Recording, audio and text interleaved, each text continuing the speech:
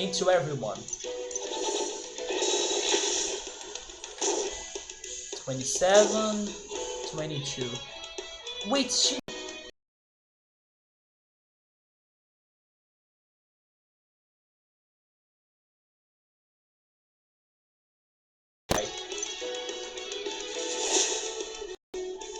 Yeah, my computer is messing a little bit of the game.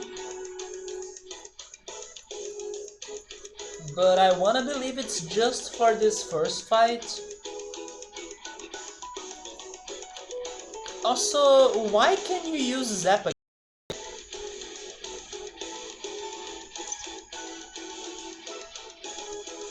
Is this because of your new abilities? Which, by the way, I should test them out. The new wave. Let's save it for another turn. Yes, why can you use the Zap again?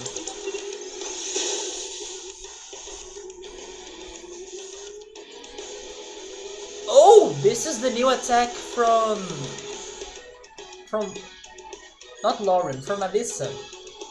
It's the murder. It's like an insta-kill chance. Let's test it. Okay, even if it's not like an insta-kill, it still damages, so it's good to use it. And then this is Sean's new ability, the crazy alchemy thing. Next item used has double strength. Oh my god, this could be so good with the... No, never mind, I don't have the void bullet, right? Sue has the void bullet, I think. But also void bullet is not an item. But this could be good with the potion at least.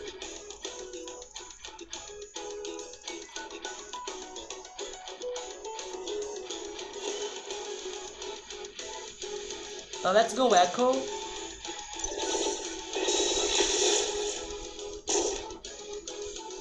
Did he survive with like 1 HP after the poisoning? 2 HP. Yes, I noticed that. Man, that might also what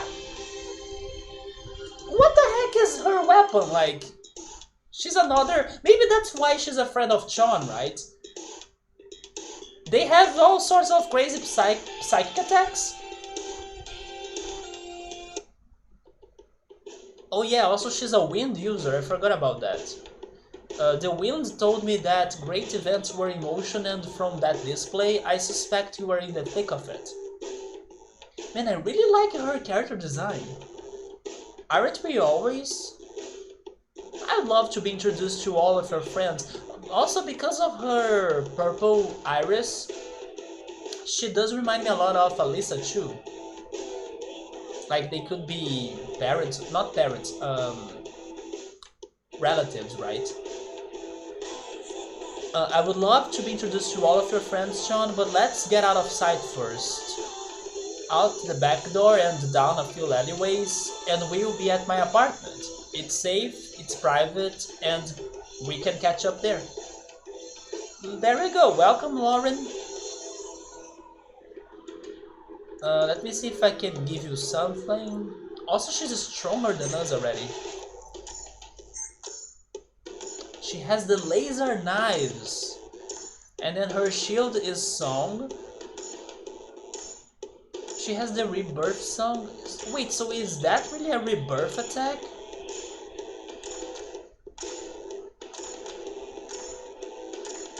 I'm confused.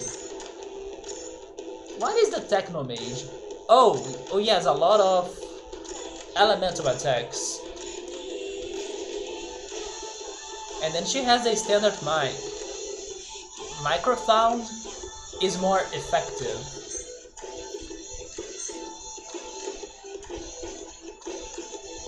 This could be sold at every Ansible hut. No idea what is that. They are laser knives, get the point?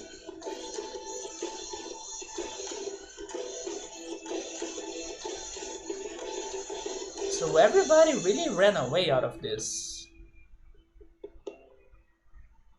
I wish I could have talked to the rest of the VIP people, but the old man kinda interrupted my side questing. Can I finally go to the stage? Oh, at least this.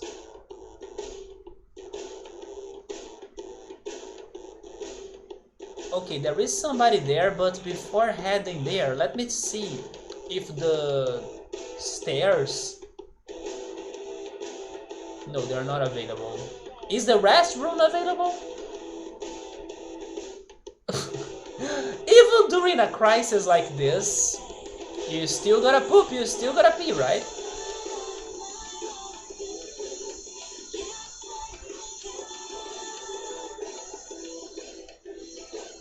This is sad. I wish I could find a secret.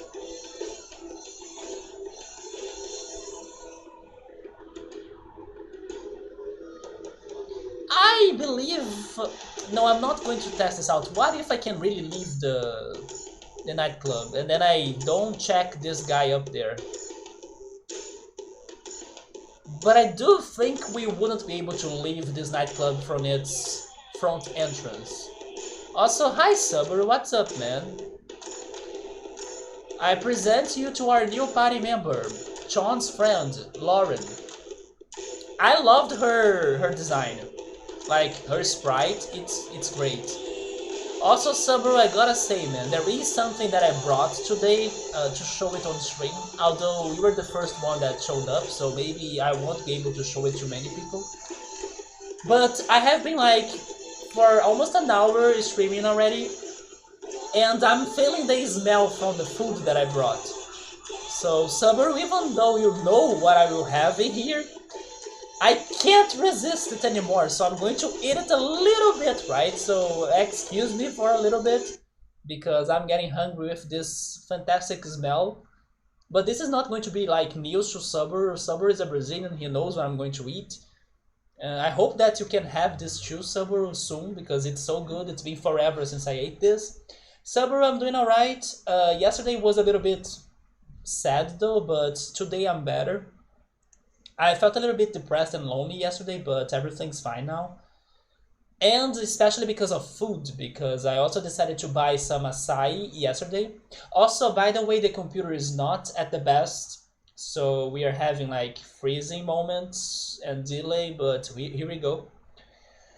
Yes, I went for acai yesterday to like feel a little bit better. It's been more than a year since I last ate or drank acai. And then it's great because I found this place in here that gives you like 1.5 liters of acai for a very good price, and it's delicious. I think that next weekend I will bring acai to show it on stream. I will probably be able to save it a little bit until next weekend. I don't think I will eat everything. But today, I have this beautiful cheese bread bowl, or like pile, right? So yeah, Subaru knows what a cheese bread or a Brazilian cheese bread is. So this is like it's nothing new to him. But it's been forever since I had them, and they are smelling so much, right? So, so good. Fluffy and delicious.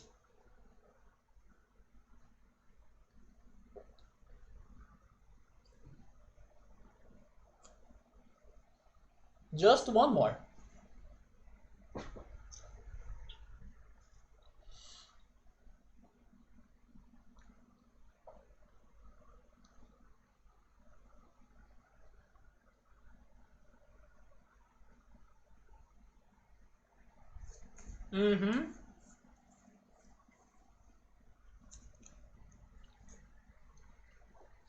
I kinda have been spoiling it in the past streams. Like last weekend I was kinda saying that I would bring the cheese bread so I could show it. But as I had pizza last weekend, I decided to not have two baked dishes. So I saved the cheese bread for this weekend. Oh, you were eating some cheese bread in the beginning of the week, nice. But you forgot which day was it? It is super good, right? Yeah, man, it's been also more than a year since I last ate this. And it's great that I don't know how you probably you buy the ones from like coffee shops, right? In the streets or like when you're outside home. But better than like buying the frozen cheese bread ones that you could buy in supermarkets is to buy the mix. Yeah, buying the cheese bread mix and then adding a little bit of water and also a couple eggs and making them yourself, it's much better than like buying the frozen ones.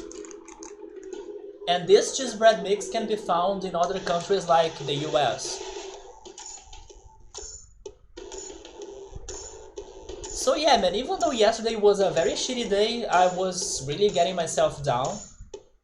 But thankfully, as the day was passing by, I relaxed. I even went to the museum to like sunbathe and listen to some music and look at the nature and just like ease my mind. Um, Thanks to that event, like going outside and spending some time outside, plus the food, I started to feel much better. Yes, I have you never or have you ever tried this? Let me change the camera again.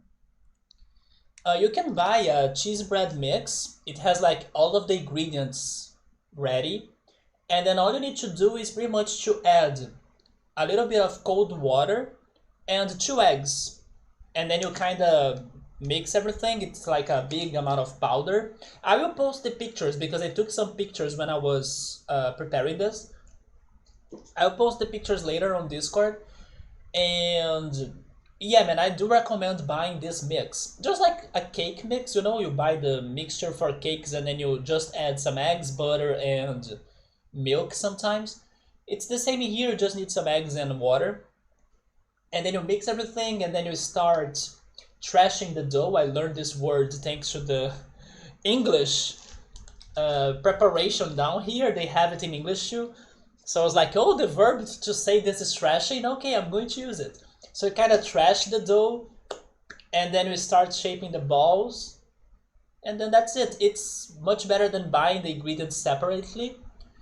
And it's going to be expensive, hard to find, everything. This is such a good thing. And the cheese bread becomes delicious.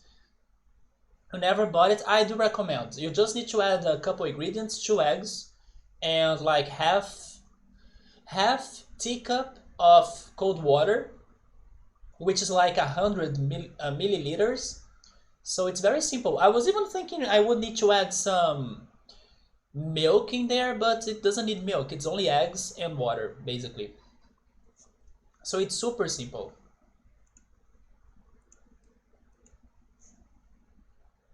Let me go back in here. Yeah, trash is the verb. Sovar, right? In Portuguese, sovar. When you kind of hit the dough to like make it more consistent. Sovar. It's trash in English. I mean, I knew the verb thanks to the Pokemon games. When it's like an attack, right? Trash. It's basically a strong and reckless physical attack that even makes the Pokemon that's using it confused in the end. So it's pretty much when you go all in into physical attacks, basically. That's the idea I use it to have for the verb trash. I mean, as an action, not only necessarily for like trashing things, like getting rid of things, right? Like putting them in the trash can, for example. There is also that. Oh, wait a minute. Never mind, they are different. They have a different spelling, right? Oh yeah, they do have a different spelling. Even though those two verbs are pronounced the same, the trash you typed is to like getting rid of things, like putting them in the trash can. But this one that I'm saying, it has an H in the spelling. It's like this. Yeah, they have the same pronunciation, but they have different meanings. That second trash right there is the attack from Pokemon, and that's also a verb that could mean to like, you know, when you are preparing a pizza dough, or like when you are heating the dough so it can get more thick and consistent. It's also to trash. I didn't know that verb. But summary, we got Lauren in our party member, like I was saying, or in our party. And she is like the vocalist of the band that was presenting, or that was airing in this nightclub. Man, my computer today is really bad. Okay, can I get to her? Let's go. Okay, there we go. So she has some musical attacks, like the microphone, the solo act, and also the mesmerize, I think. But she also has some wind attacks and poisoning attacks. I was also testing my party's new abilities that we changed their equipments and shields last time. There is one in here from Alyssa that can even insta-kill, it's the murder. And also, Chon has the Alchemize, that it seems the item that I use will have double effect on the next turn. So that could be good if I use like the potion. But yes, during the concert... Oh yeah, by the way, Sue decided to leave the party. As soon as I was entering the nightclub, Sue said that he had business to deal with, and then he left the party. And then once we were inside, we kind of talked to almost everybody. And we watched Lauren's concert presentation, but then in the meantime, the API, or like the agents from our previous agency, kind of invaded this place, and we fought them. And then now we are going to escape from here and see what's going to happen after this invasion by the agents of like the API. So basically that's what happened in this previous hour. This is the bassist. Nice one, sticking it to them back there, Lauren. This guy is the drummer, but I can't talk to him. There we go. Get moving, we will stall anyone else who tries to follow you. I like that they are being very protective of her, right? And then this last guy, I'm not sure, was he or was him the... Oh, he's probably the keyboarder. Yeah, the guy in the keyboard. Never mind, he's the manager. Where is the guy that was in the keyboard? There was somebody playing the keyboards. The fuzz never fails to mess with a great performance. Subaru, have you played Pokemon Black and White? Or like, do you know the game? Because this right here gave me so many vibes of the electric gym and also the poison type gym from that game. The sequel actually, Black and White 2. Never mind, this is the keyboardist. Out this way, compadres. The alleys of Gehenna are your best shot for not getting caught. I'm not scared of getting caught. I think we can fight them.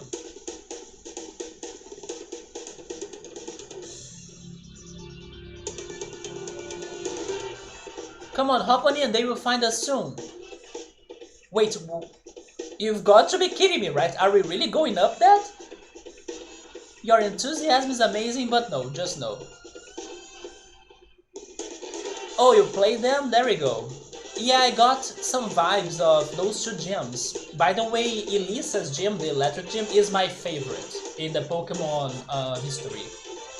You haven't finished the second one? I finished it, but I pushed myself through it. I was not enjoying that game a lot, but I kind of forced myself to finish it. I thought the sequel was such a boring game. It's not my favorite generation, right? Maybe now I prefer it over Sword and Shield, but I still should play and check Sword and Shield myself to see if I could like it any better. But yeah, Black and White is... It doesn't have a charm on it that gets to me. But I understand that the plot of it is great, like in comparison to the rest of the games, of course. But it doesn't... I don't know, some magic in there doesn't get to me. When you played the second game, you wanted to get some egg moves from like breeding. But then the daycare was only after the Pokemon League and then you lost it, you lost that desire. Really? That the daycare is only past the league? That's so dumb. Oh, by the way, this is the music, right? From the first mission. It's the crazy jazzy, electro or techno music. Yeah, this was that song. It is a little bit more fitting now because we are kind of running away from Northlane, right? Because where are the agents after us? We could spend the whole day here and I don't know if something would get us. Doesn't look like that. But yes, this is that song from the first stream. Let's check this. But do you plan to go back and finish it? I was not really enjoying that sequel that much. Pretty sure they wouldn't think to look for us in. I'm vetoing all dumpster hiding strategies until further notice. I didn't know that word, vetoing. Vetoing, maybe? Probably it's vetoing. It sounds like a word in Portuguese, but that's the first time I see it. Oh, that's the... Those are the agents, those are the Rocketeers. There was an NPC inside of the nightclub telling us about them and how they can stun us. So I'm expecting some paralysis attacks.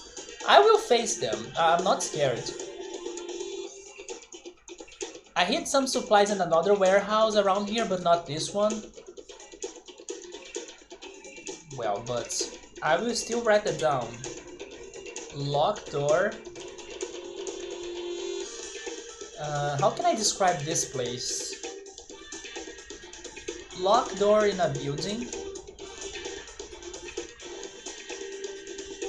I don't know, behind the nightclub?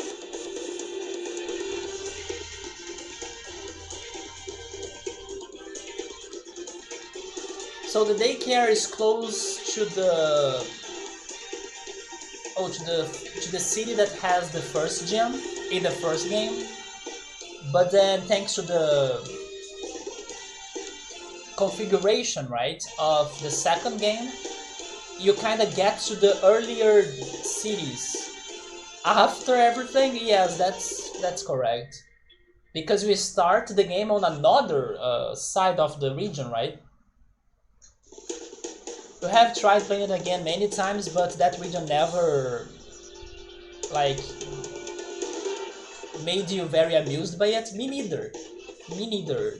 I think it lacks on some magic, or like, it looks very generic to me. I do like a couple songs, I also like some ideas and also some of the new Pokemon, but overall speaking, there was nothing very exciting to me in that game.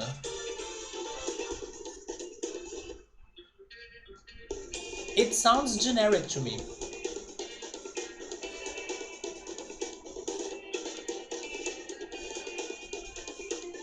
You know what? I'm going to fight the Rocketeers. I do want to have that fight.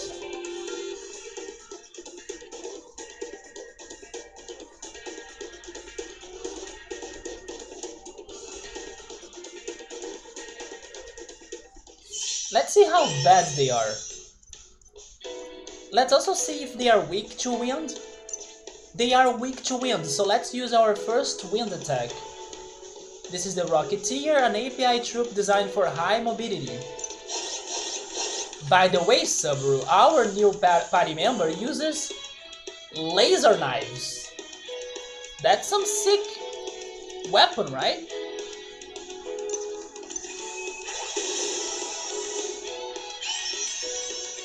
Let's go Flood. So far, I'm not really scared of this. I know they can paralyze us, but... Oh, come on, I was scared of this. We're good.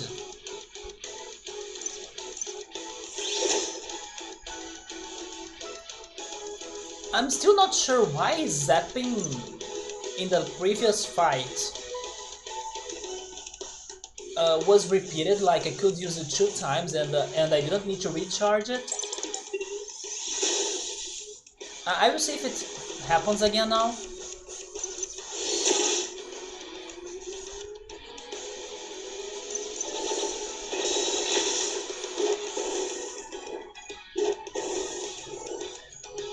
As always, Dave is almost dead, but we have now a healing ability, right? The Rebirth Song. Wait, that was not it? Also, yeah, Zap is still in here. I still don't understand why. It's probably thanks to one of our shields or new abilities, but I can use Zap multiple times now, or at least 2 times. I don't get that. But instead of using it, I will use the heal wave, because I was thinking that Lauren's attack could heal us, and it didn't. Maybe it's really a resurrection attack.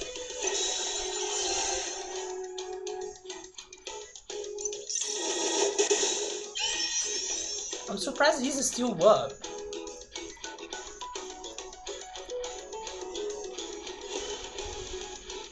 At least the Pokemon designs, or the person that drew the Pokemon, and the gym leaders were not as bad as the most recent ones.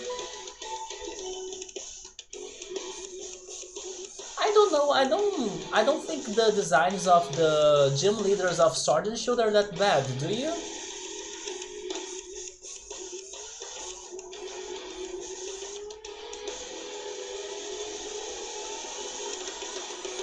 I don't know, man, I kinda like the gym leaders, like, since Black and White.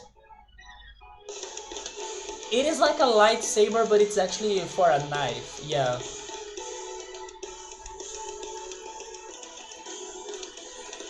Yeah, I have my problems with Sword and Shield, even though I still haven't played the game. But I wouldn't list the gym leader designs in there as something that annoyed me that much.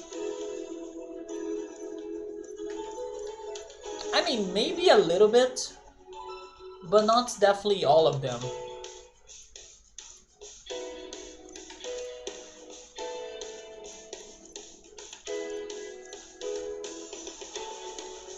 For example, Alistair, I think he is great. Everybody kinda loves Nessa as well, the water gym leader.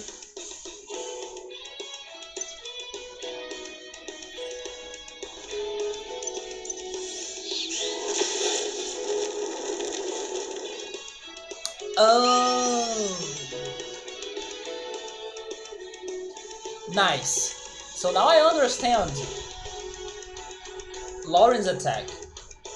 It's like Reagan, right? It's like regen, so it's not like something that will happen in the beginning of the turn. It's actually at the end of the turn.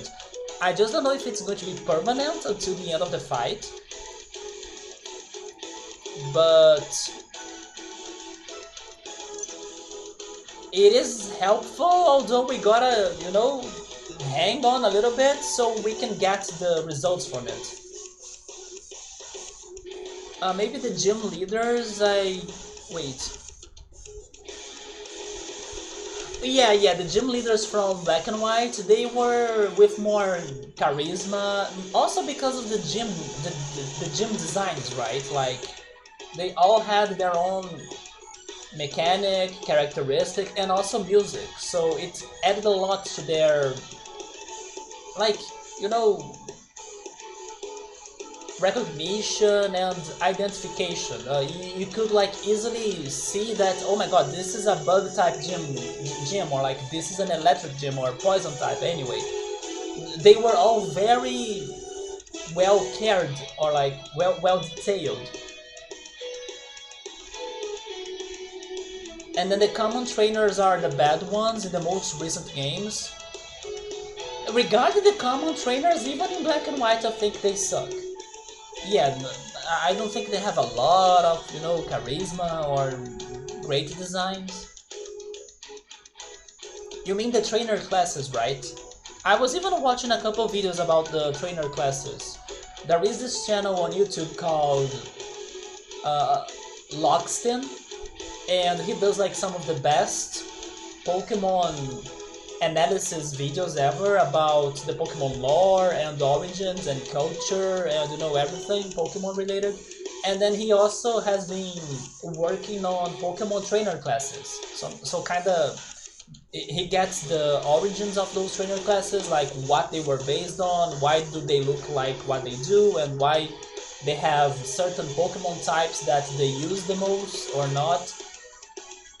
Yeah, the trainer classes, it's been some time since we have gotten like some original ones. But regarding the trainers, I would rather have more challenging trainers than really worrying about like their classes or their models, you know. I would rather have more challenging trainers to fight during the Pokemon journey.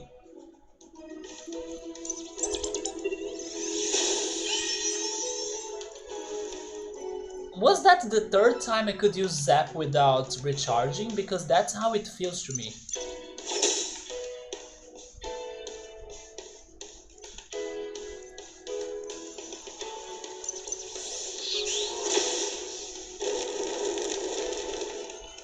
Yes, the ray gun is working, that's great.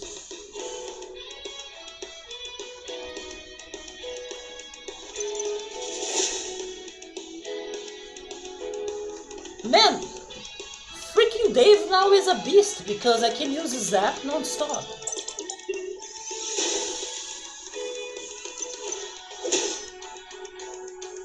So maybe after all of those changes I have done, I'm now getting Dave's true potential as a Zap user and healer.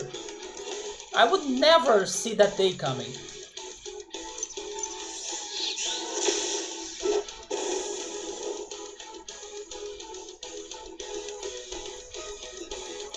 Man, I'm liking Lauren a lot. I'm concerned because maybe if I have to choose between Lauren or Sue at some point, that's going to be bad because Sue is also great, but Lauren with this healing ability is so good. I need to put her to recharge though. Yeah, Eternal Zap for freaking days.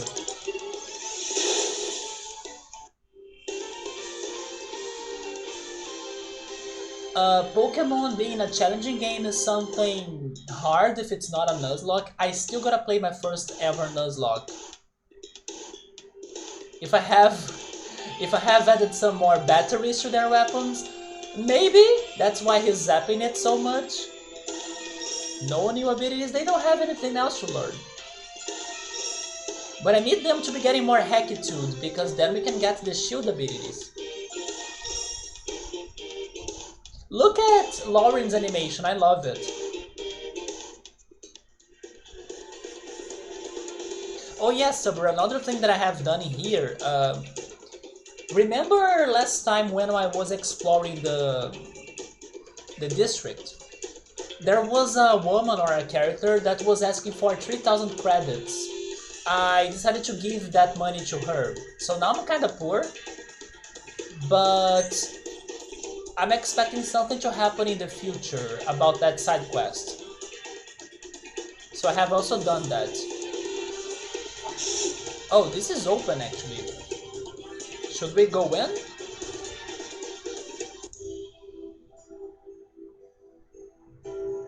I don't think this is Lauren's apartment.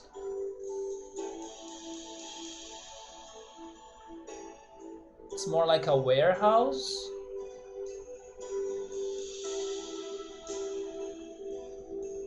And this is Romu's music, right?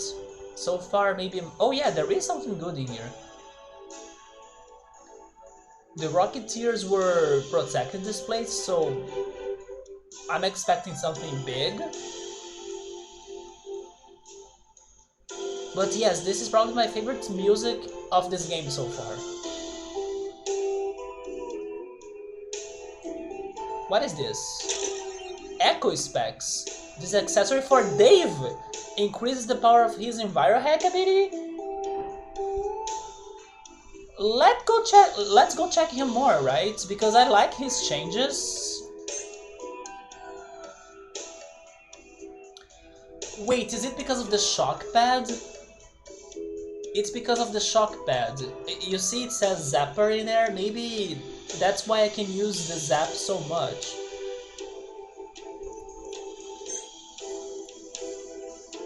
Made from recycled hipsters. So this can improve his EnviroHack attack. The EnviroHack only was very good in Romo, right? In the forest, because they had the healing or party healing ability. Otherwise that was just for paralysis and stunning. That was not good. It can be something good. Do you think we should go for this? I kinda would prefer keeping the hacker specs. Hi Joe Dancing, Joe Dancing, Joe Dancing. Are you hungry, Joe Dancing? This is such a good song, isn't it? This is my favorite song of this game so far. Also, Subber, what did you have for dinner? Also, Joe Dancing, congrats on getting the Brigadeiro. I'm happy you finally found it, even though I was expecting you to cook it yourself. But tasting it, it's what matters, so there we go. Joe Dancing, how's it going? You were trying the Brigadeiro in Chicago, right? Have you been there? Like, where are you right now? What are you doing? What have been going on, right? But I'm asking if you are hungry because finally I can show that to someone that doesn't know this dish. Maybe something for Joe Dancing to try as well next. But let me show that to you. I have a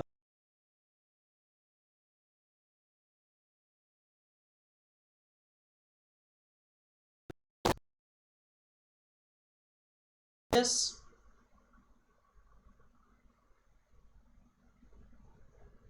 computer.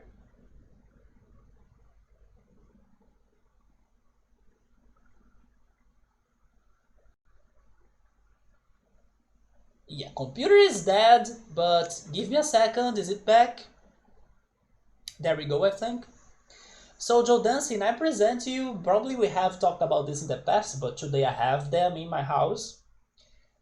Cheese bread. It's the Brazilian cheese bread. Were you here when I baked them in the past? I don't remember. But it's been forever, so today I also have cheese bread. And if I'm not mistaken, you still haven't had those, right?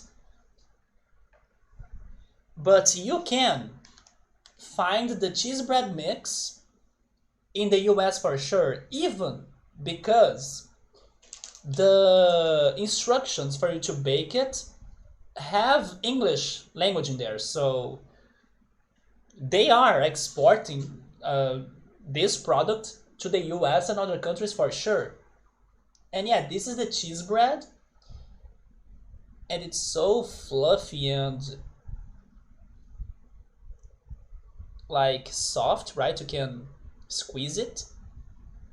Too bad that now they are cold, as I left them next to my bed. They are better when they are hot.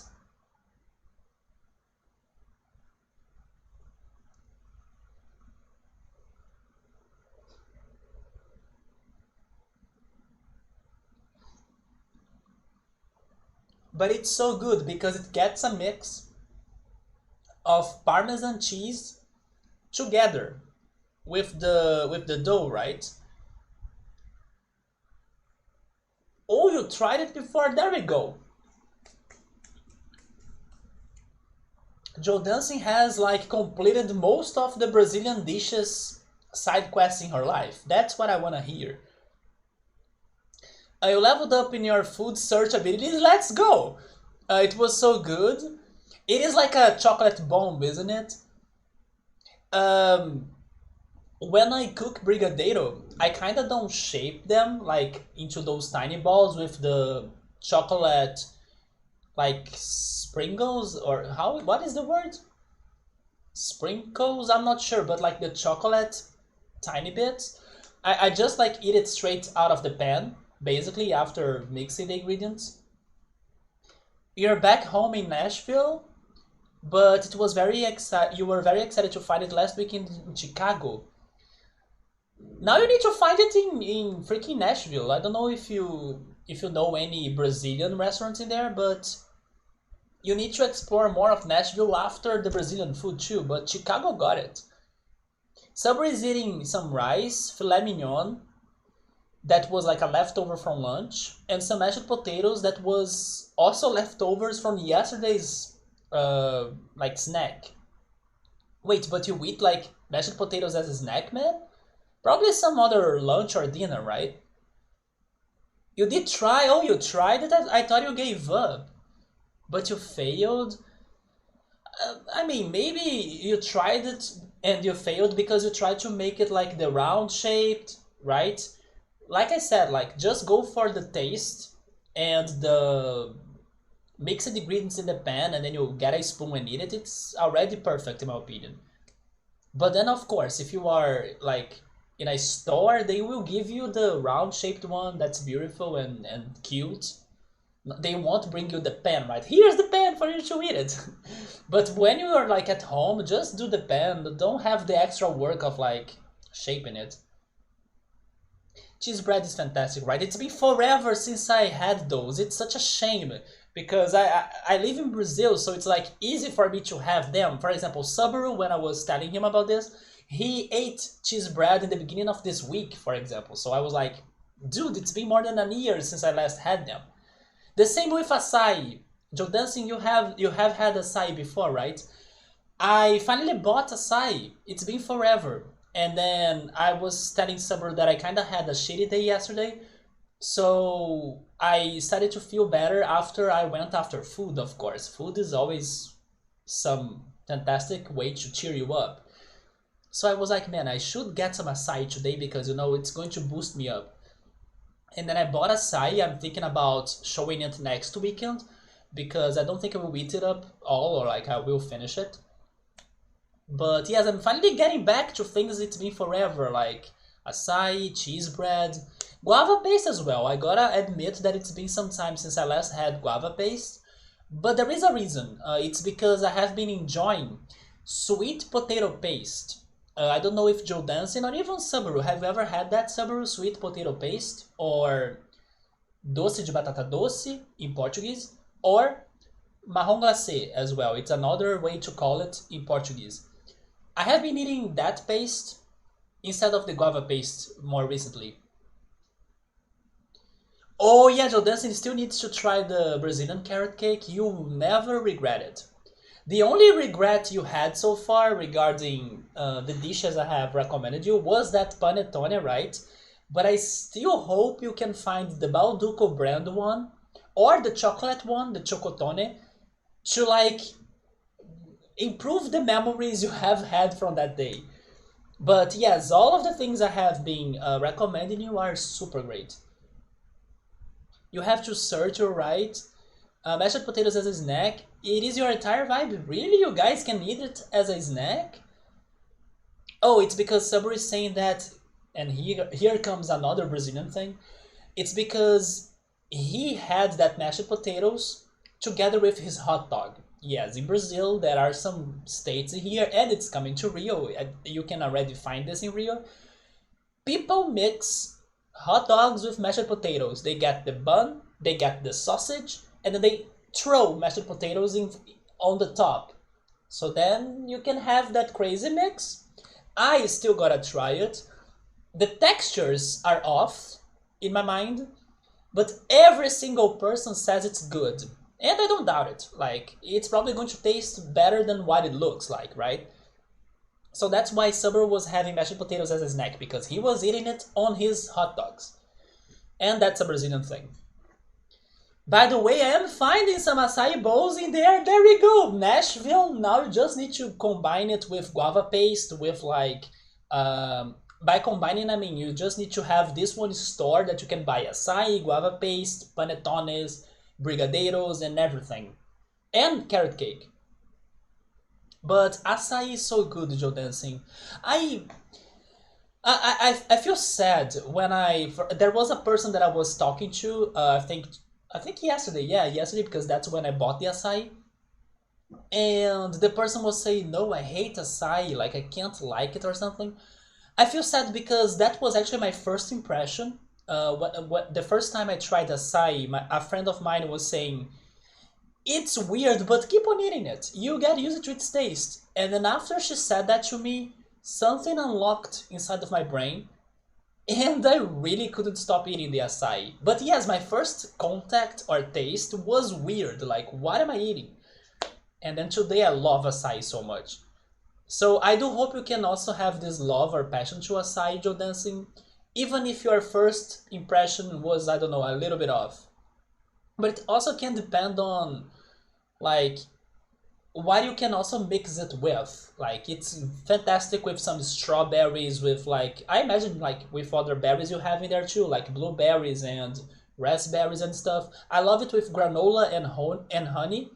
Um, I was eating it yesterday with that granola and honey. Probably with maple syrup that could be good too, but I don't have maple syrup. Somebody say that he has never had the guava, not guava, sweet potato paste. Sweet potato paste is fantastic, man. You should try it. Neither you do this, and I'm going to grab it. I will show that to you. Just a second.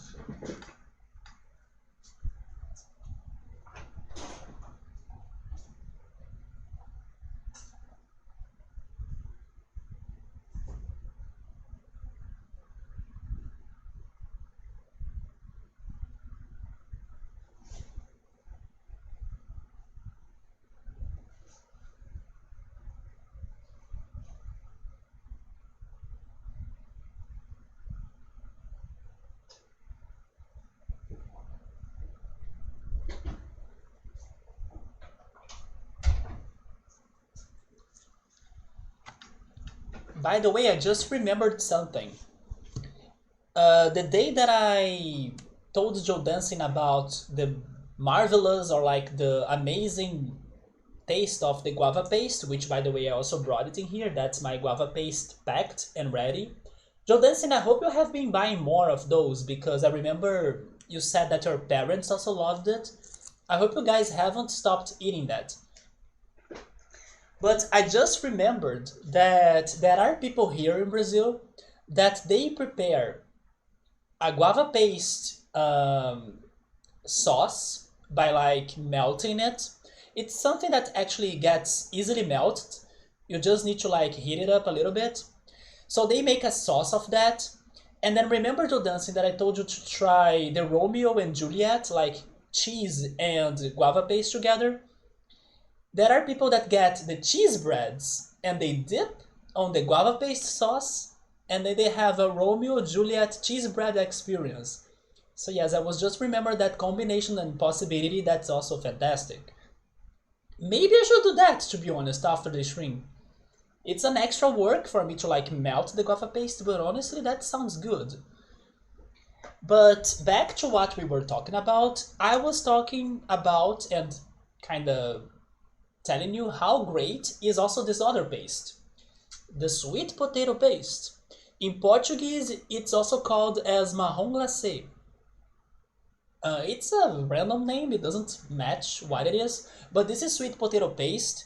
Not sure if you can find it in the US or in other countries. I haven't heard of like people finding it before. So Joe Dancing, if you wanna try searching for it on Amazon or something, maybe you can find a result. But this is also good. Um, it is hard for me to say which one I prefer out of those two, because also they are very different. But another thing that I can say about this is that this doesn't taste that much of sweet potatoes. I know there are some people, for example, Noble, that they don't like sweet potatoes. And I remember telling him that try this one because this doesn't taste at all like sweet potatoes in my opinion. It has a very specific taste. So yes, I would totally recommend Joe Danson and Saber to go after it. Saber, I know you can easily find it in a supermarket in here, so let me know what you think after trying it. And angel dancing, I think you'll be having a hard time finding it, but maybe someday, just like the brigadeiro, the guava paste, the panetones, and everything else. Have you tried the coxinha yet? Probably not, right? Coxinha is also on your list to find, or to maybe make it yourself. But yeah, sweet potato paste is what I have been addicted lately, for like an easy snack, right? A sweet snack, and it is very good. But then I must hope that there are stores in the US that would be selling it. I'm not sure. The bread wasn't great because it was dry, right? You gotta go for the Balduco brand. Much regret, I understand. There are some ones in here that are low quality as well. The bread is not great. But honestly, I think it also depends on, I don't know, people's judgments or like tastes. I feel bad, of course, if I'm eating something that's low quality, but depending on how much I paid for it, I wouldn't be too disappointed. Although, as this is such a specific product that's normally like imported to the US, I do think you kind of paid high for it, so I understand your disappointment more. But when I get myself somewhat low quality panettone, I don't get that like um, that sad. But also, I kind of now only buy the ones that I know are already good, right? There is this one brand in here that it's super cheap and it kind of simulates or like copies the taste of the Balduco brand panettone that's more expensive. So I always go for this same one. I think some months ago I was showing it on stream when we were closer to Christmas. And yeah, it's like another option here in Brazil that's cheaper but also still delicious. But I also think you should go after the chocolate one. Mashed potatoes is your favorite food? So maybe you should try the hot dogs with mashed potatoes as well. That's something that I also need to try. It is only starting to get popular in Rio, right? It's not everywhere that you can find that. Your favorite yogurt beverage is acai and rasp. Oh, I love like acai and guarana. I think you have tried the guarana soda before too, right? Here in Brazil, they get the guarana syrup and mix it with acai. It's fantastic. But I also love acai with orange juice or like some orange extract and acai with strawberries. But with raspberries, I can imagine it's also great. I just wish that raspberries were more popular in here. But I normally go guarana acai, strawberry acai, or orange acai. Or like if I'm eating on a bowl, like the one I bought, I go for honey and granola, or some other cereals as well. It is very tart though. That's the next level. I now kind of wanna do it after the stream. Although I will be opening the freaking 1 kilogram pack of guava paste for that, and then I won't eat the rest because I have been eating the sweet potato paste. But it would be a great idea for me to have that guava paste sauce. It looks very good. It's a special find. I do hope you can find it. Give it some more time and then probably it's going to like pop in front of you, right? I think that also can happen. Sometimes we kind of go to supermarkets and stores on auto mode, and then because we know where to find things or what we are going to buy, we don't look or see all that's there, right, on the place. But now that I'm telling you about sweet potato paste, your brain will like unconsciously start seeing things a little bit more different. Like, oh wait, this is where I find the guava paste before, so what if behind it there is something else, a new paste? That happened to me recently because I have been saying that I haven't had many, or if any, I think, like real mushroom dish, because I always go for, let's say, mushroom dishes in here that use this one specific artificial and pickled mushroom in Brazil that's called champignon. But I hear from Notros in particular that he's always cooking a lot of great mushroom dishes that I still gotta try them myself. But I was telling him that I never find the mushrooms in the supermarket until this day that I was there, and then I was like, wait a minute, what's behind this shelf, And then I saw the mushrooms, so now I know where to buy them. I just gotta do it and learn more recipes for mushroom dishes. But before the day, I never saw them because it was not something that I was like looking for or under my radar. It looks like there is a version of the sweet potato paste on Amazon.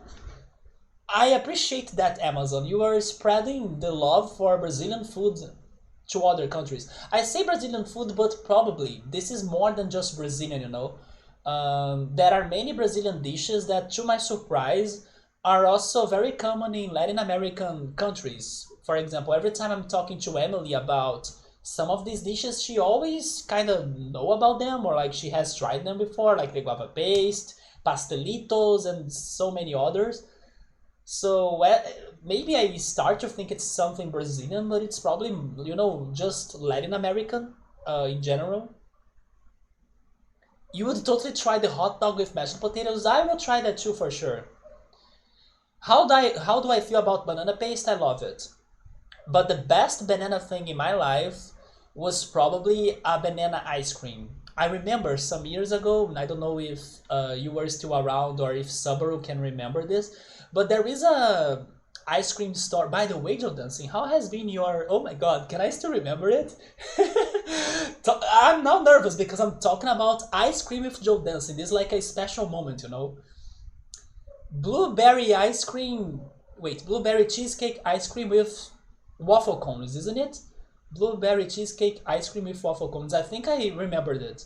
How has been your, relationship with that? Because it was something that you made me and Victor, at least, super curious to someday have an experience with that. So have you still been buying it, enjoying it, and living your life with the blueberry cheesecake ice cream with waffle cones? Because that day still gotta shine on me, right? It still must happen to me. But yeah, there is this ice cream story here that they had this seasonal banana ice cream. I don't have words to describe it. I can't. It was such a perfection. And everything was like very well thought of. For example, it had some um, crumble, is that the word? But it had some crunchy. Let's go for crunchy. I'm not sure if crumble is correct. It had some crunchy uh, biscuit on it, but it was not biscuit. It was actually the banana peel. They kind of made the banana peel as like a shaved version that was crunchy, and the taste of the banana with cinnamon and I don't know, the sweet banana, it was perfection.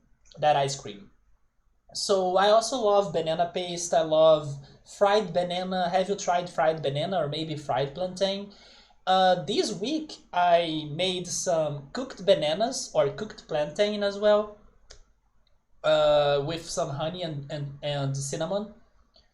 I have been eating more bananas, especially because I know now that bananas can help you to like feel more relaxed. It can help you to like to not feel stressed and stuff.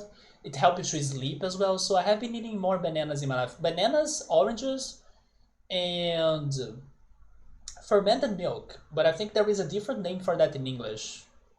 Yeah, fermented milk to help my intestines to work because your intestines are also very important for you to get the hormones of happiness and melatonin to help you to sleep. So I have been taking more care of my diet little by little and eating more bananas. So I do like banana paste, yes. But the banana paste is different, isn't it? The banana paste is more like a dried banana, or am I thinking differently? I'm more used to Joe Dancing to dried banana. Like a raisin, but it's like a banana raisin instead of a raisin. That's the one that I'm mostly used to. Not necessarily a banana paste like this. Are you talking about a paste like this? If it's that, then it's way more uncommon to me to find it. I have noticed this as well. Your friends with Latin roots are always like, yeah, I know this. Yeah, I think there is like a lot of dishes in common between cultures, but it's never exposed because maybe people don't talk that much about their own dishes or like there is not the exchange, right? But I'm very surprised that people around the world can also have some very specific Brazilian things, but it's not just Brazilian. The blueberry cheesecake ice cream. Okay, I remember it right. There we go. I kind of missed in the first try though, rip. But I remember the cheesecake as I was saying it. You need to find this and reconnect. It is still your favorite. Have you been trying another one, another flavor that's been your favorite at the moment? Maybe because you are having the blackberry crisp in the freezer right now. Wanna trade with my acai? I have had fried plantains. I love fried plantains with cinnamon, honey, maduras and tostones. There we go. I'm not sure it looked like the same the same brand. There is no way. Do you think it is the same brand? This one is called Amore. Really? But still, Joe Dancing, if that's what you found in there, my recommendation, in case it's not too expensive, is go for it. Because I think it's very good. So I'm kind of taking a break on the guava paste and enjoying this sweet potato paste a little bit more. Let me go back to the other overlay. By the way, Joe Dancing, last time we talked, you were telling me that you were going to watch Euphoria, weren't you? Or am I a little bit mistaken in here? Also, where is the game? Oh, there we go. I still gotta go watch the second season of Euphoria. I know now it's complete, but I still gotta check it out. Because Euphoria was my favorite show or series of last year. I mean, probably it was released before, but I only watched it last year. Together with Alice in Borderland, another show that I would highly recommend you to check out. And lately, like in this month, I have been getting the memories and vibes from my favorite movie from last year too, but I don't remember if last time we talked to you, I recommended it to you or like I asked you about it, but I'm talking about the sequel to Transporting, Transporting 2. Yeah, that was the best movie I have watched last year, even though it's also older than last year, but that's when I watched it. And this month, it's been a lot nostalgic to me because of, I mean, it has its like downsides and heaviness, like talking about drugs and all of the tragic tragic events that drugs can lead your life to and stuff. I'm not talking about that. I'm talking about the need for freedom or like to, I don't know, live the experiences the most you can, or to put it in a sentence, because if you have watched the movie you will know what I'm talking about. Choose life. So this month to me has been a month that I have been choosing life more than usual, and I'm like also kind of seeing that I was stuck into situations in my life that were looping in cycles that I really want to kind of get out of those cycles a little bit, to have new experiences or like meet new people or like live a little bit more, being able also to be myself more. So I'm kind of replanning my life thanks to this month's events, and thanks to that spirit of like go live your life no matter what, or like go do whatever you want, don't care to the system and to the rest of people or to society even. I have been on a mood of that movie Transporting, especially the sequel that I loved so much because I watched it last year. So that's another recommendation, like Euphoria, Alice in Borderland, and Transporting. You finished Euphoria, there we go, you finished the couple seasons, the two sequels? Wait, the two seasons? I still gotta check the second. My friend watched it. He was a little bit off on the ending, I'm not sure why, and then I don't want to get spoiled. But he said overall it was a great season 2.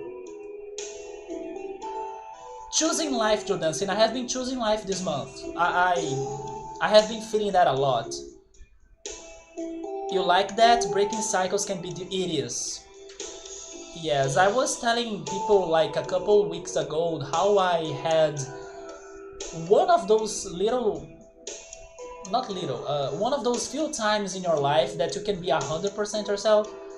That happened to me this month because I was like wanting to pop out, I wanted to like say things the way I see things and the way I think about them, even if like, I don't know, I'm like risking up everything. I had a confrontation like that a couple weeks ago, and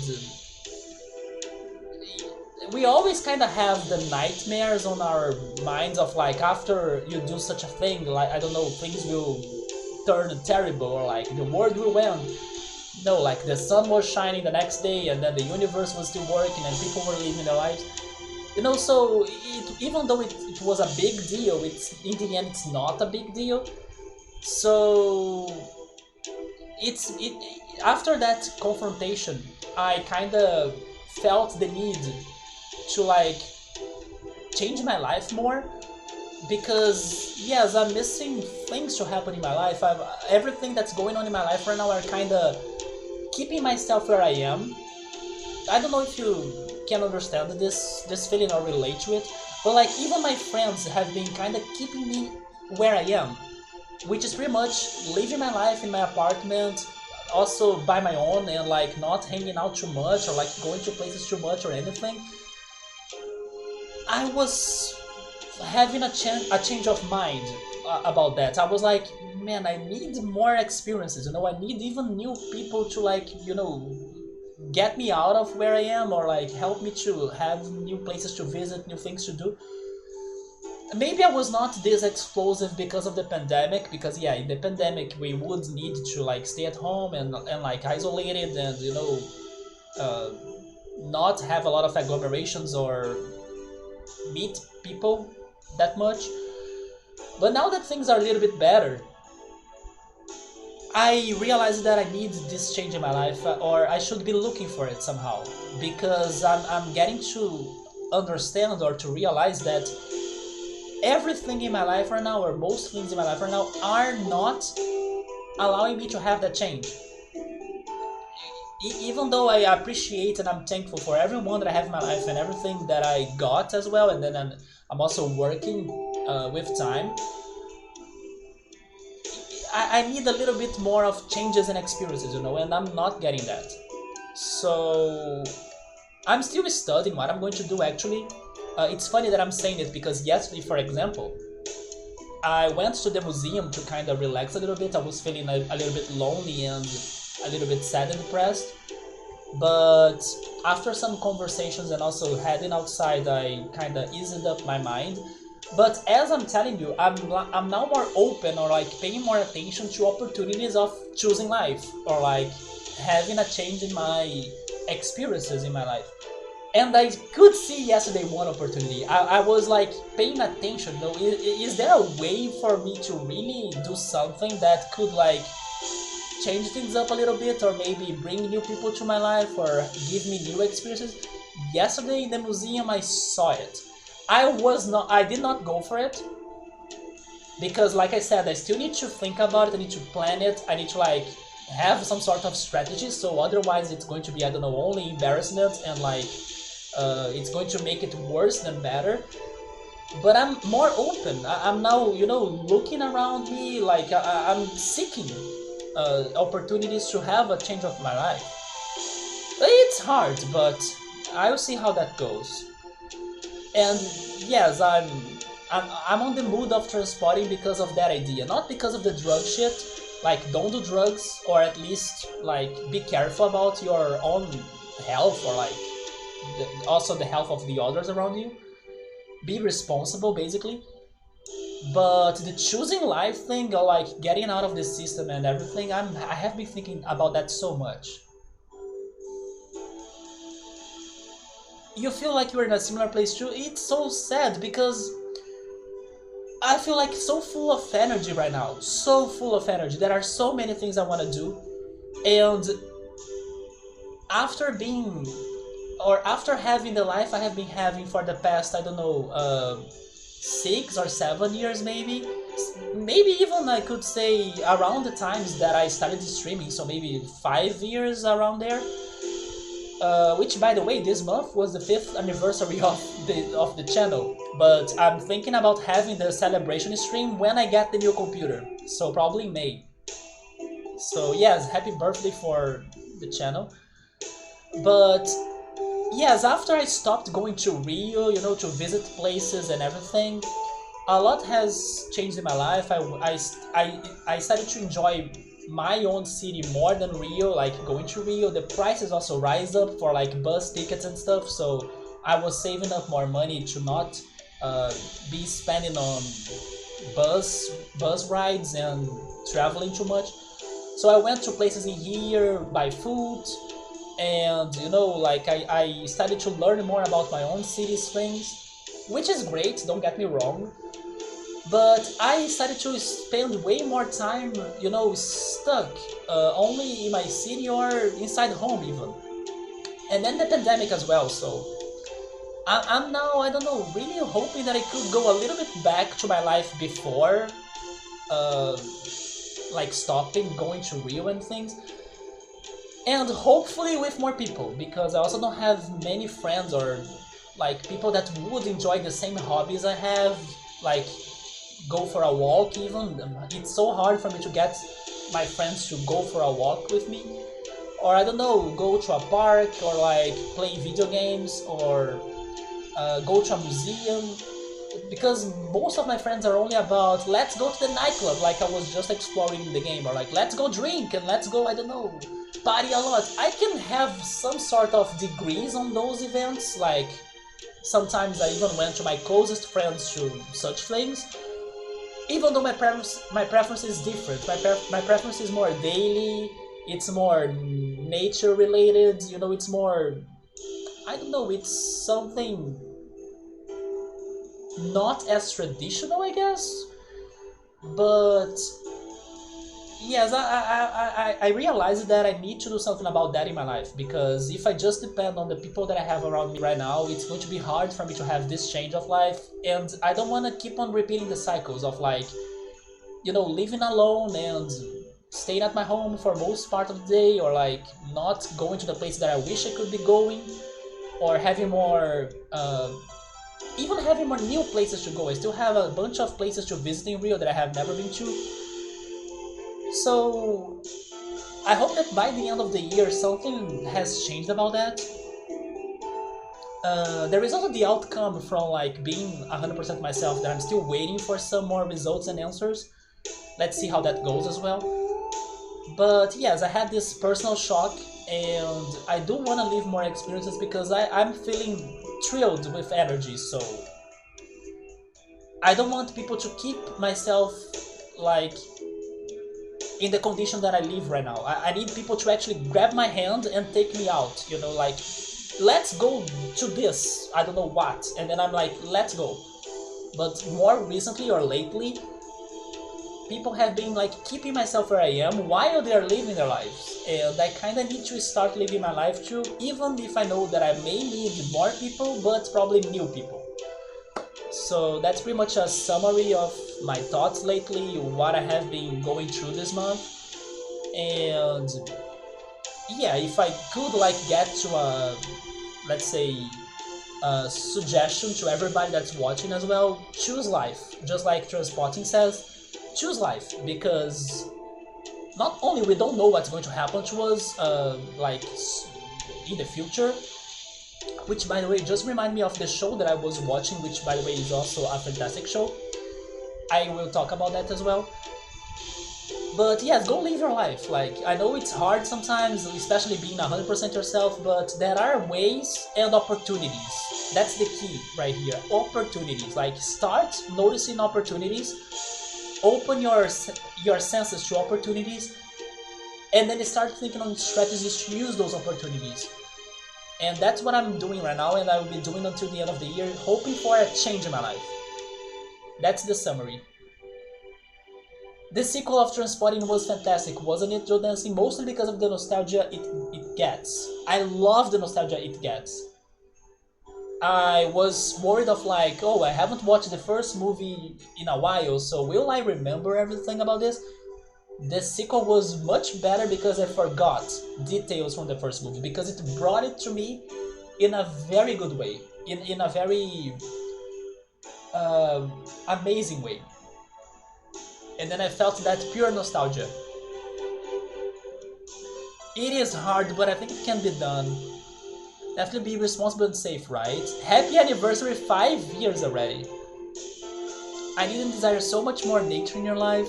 Joe Dancing!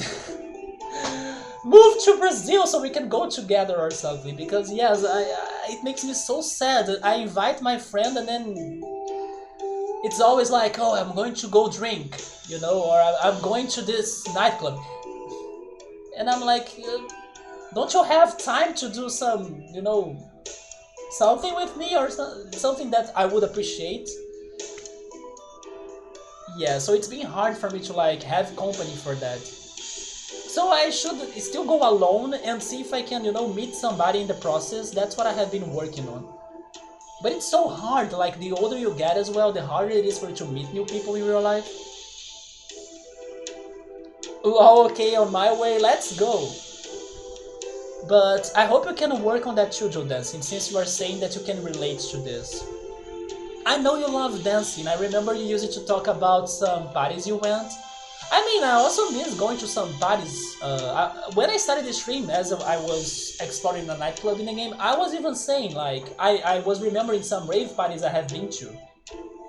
I'm not saying that I would be against that, but for example, looking at my life right now, I have been mostly alone. Like, I don't have many friends to hang out. And if I need to do something by my own, I would not go to a nightclub alone, you know, or at least I don't think I would feel that comfortable right now.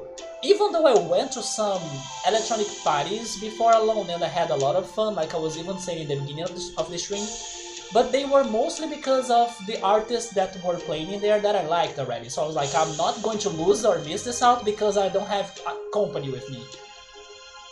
But going to, let's say, a more regular, normal nightclub, I would need people with me, or I don't know, I would need to feel more comfortable about going there.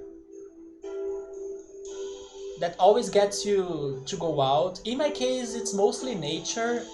For example, taking a walk or going to see the ocean or staying at the beach or sunbathing. Or art expositions, but then most of the expositions are in Rio. So as I kind of stopped going that much to Rio, I stopped going to the expositions. I'm talking about this museum in here. Yes, there is a museum that's like by the seashore.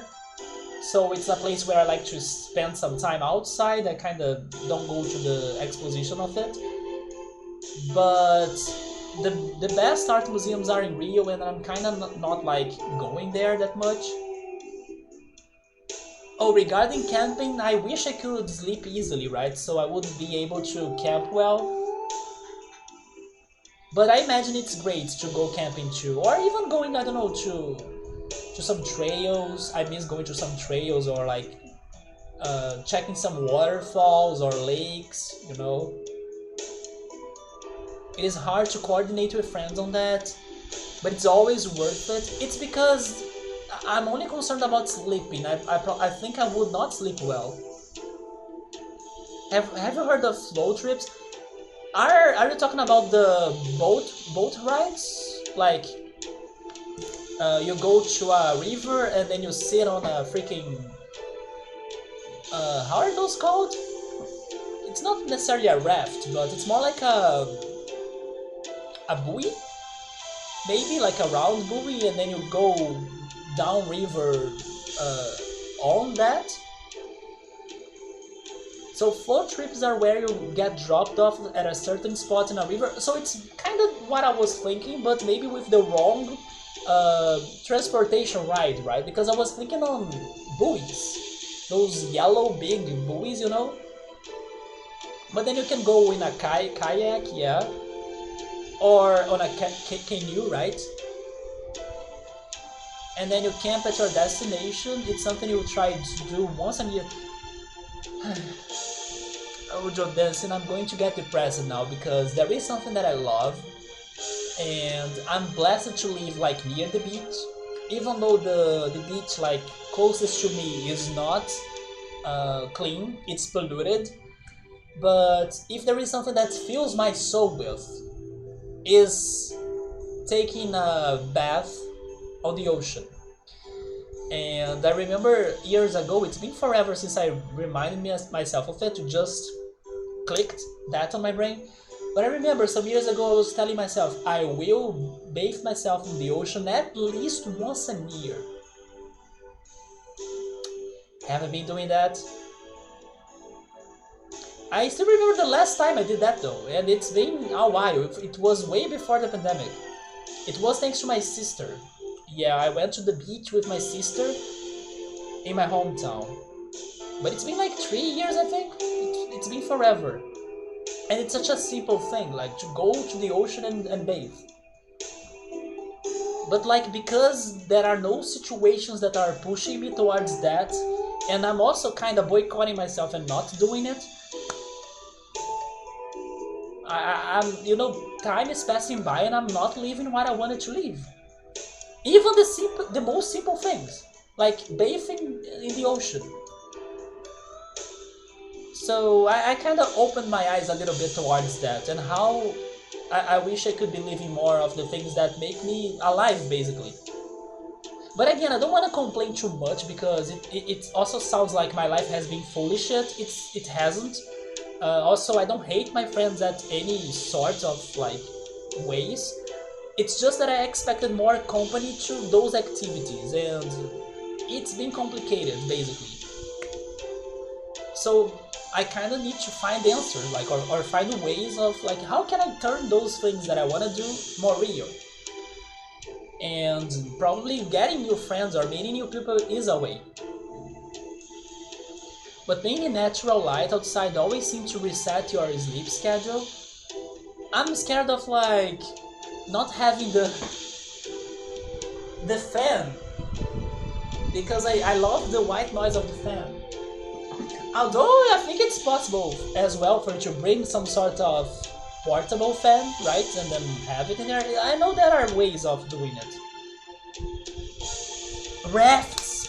Rafts is the word, right? Yes, like rafting.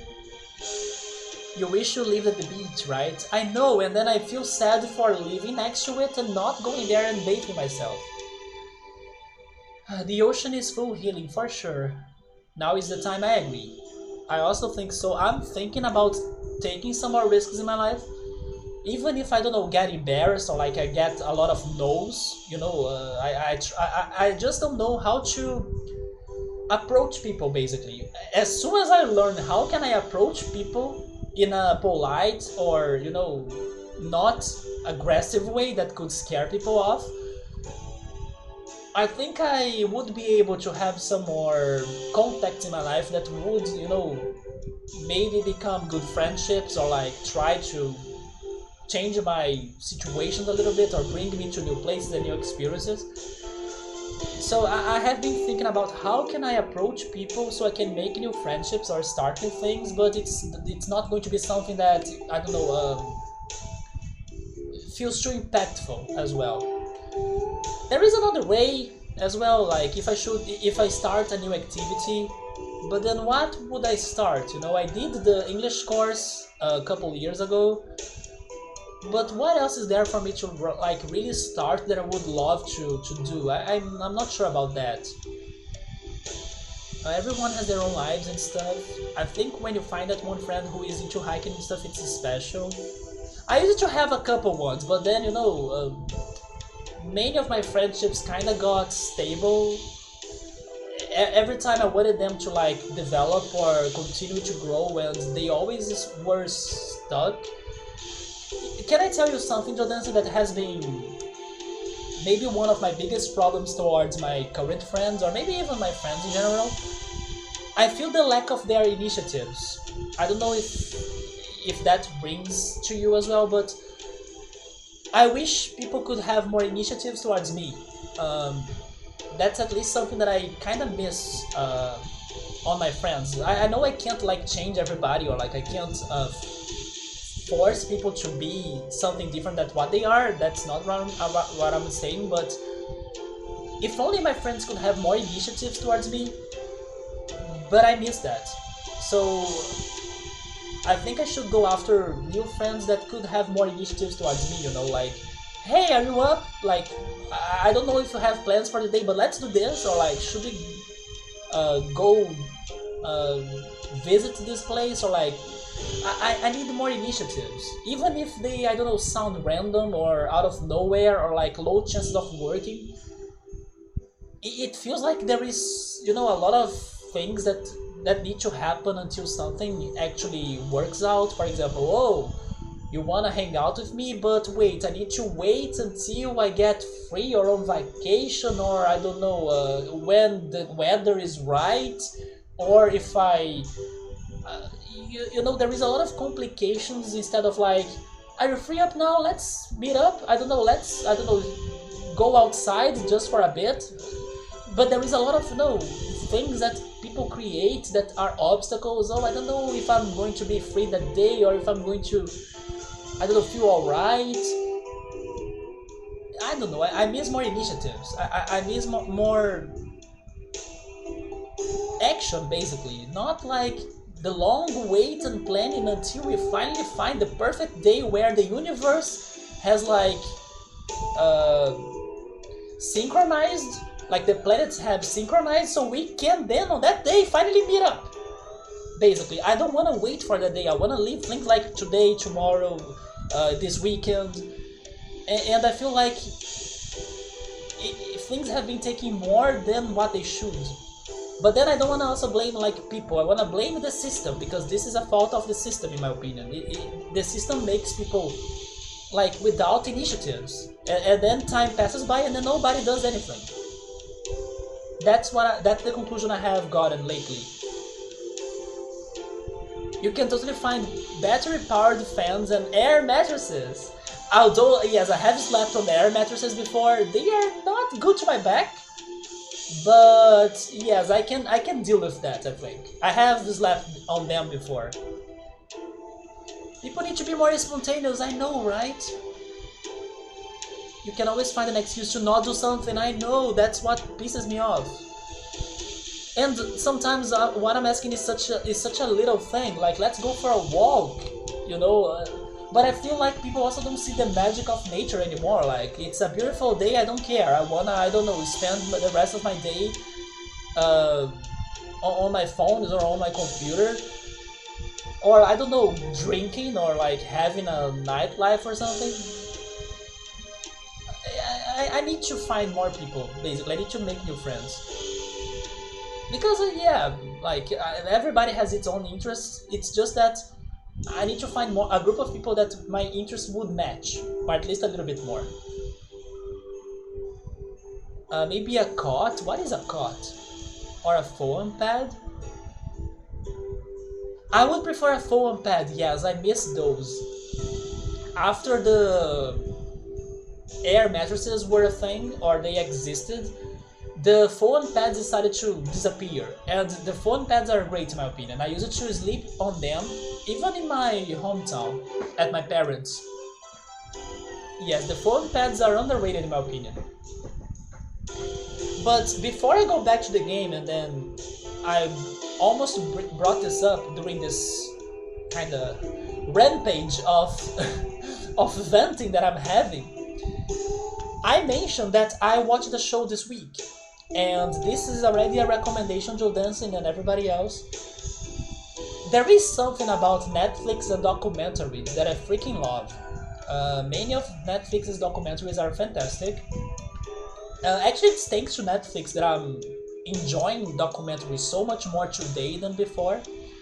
And I was a little bit curious about this one documentary. I even mentioned its name a couple times in the past streams, but I was saying, no, I still haven't had the time to start watching it or anything. And I binged it this week, and it was fantastic. Not only there is something about Netflix and good documentaries, but also there is something about Netflix and mysterious events or like unexplainable topics that they bring up on documentaries that make them fantastic. I can give you 3 examples. Unsolved Mysteries, like it was a documentary that made me wonder a lot about the situations of the show, not only related to crimes and people disappearing, but also related to aliens, spirits, and things. It was such a... and thank goodness there is going to be a 3rd season, I can't wait. But it's one of those shows that make you wonder about how crazy things are or how situations could be.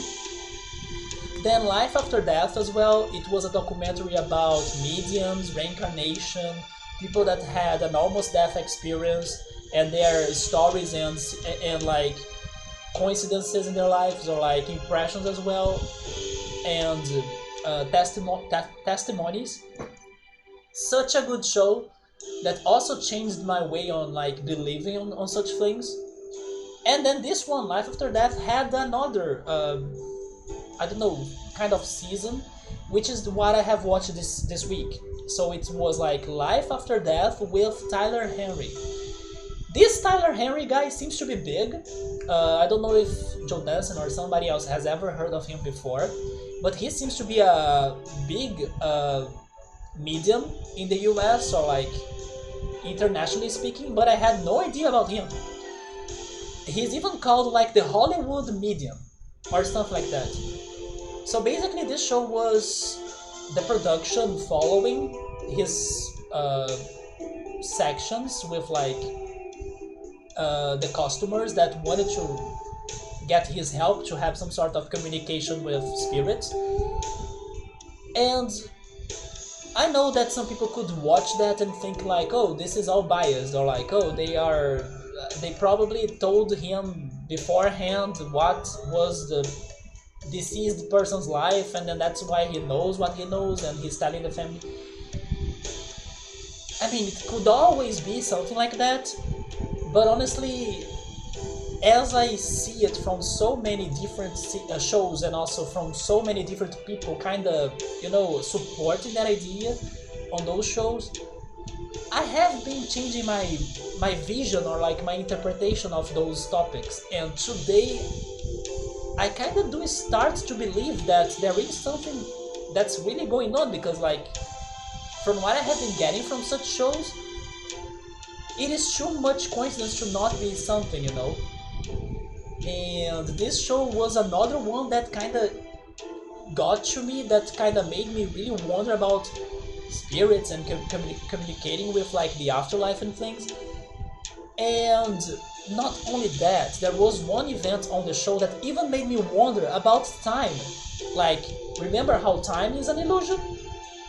Like, if this that the show is showing me really happened, and then I kind of want to believe it did happen, like it was not biased or like schemed, it went there to show me that even time is an illusion. Like, you can predict situations from the future, you can like go back and communicate to people in the past, and like once again, like we are so mindsetted to like time is like this, present, past, and future, and then we kind of stop wondering about what if it's not, or like what if it is something else, or what if there is something different than what we are all used to.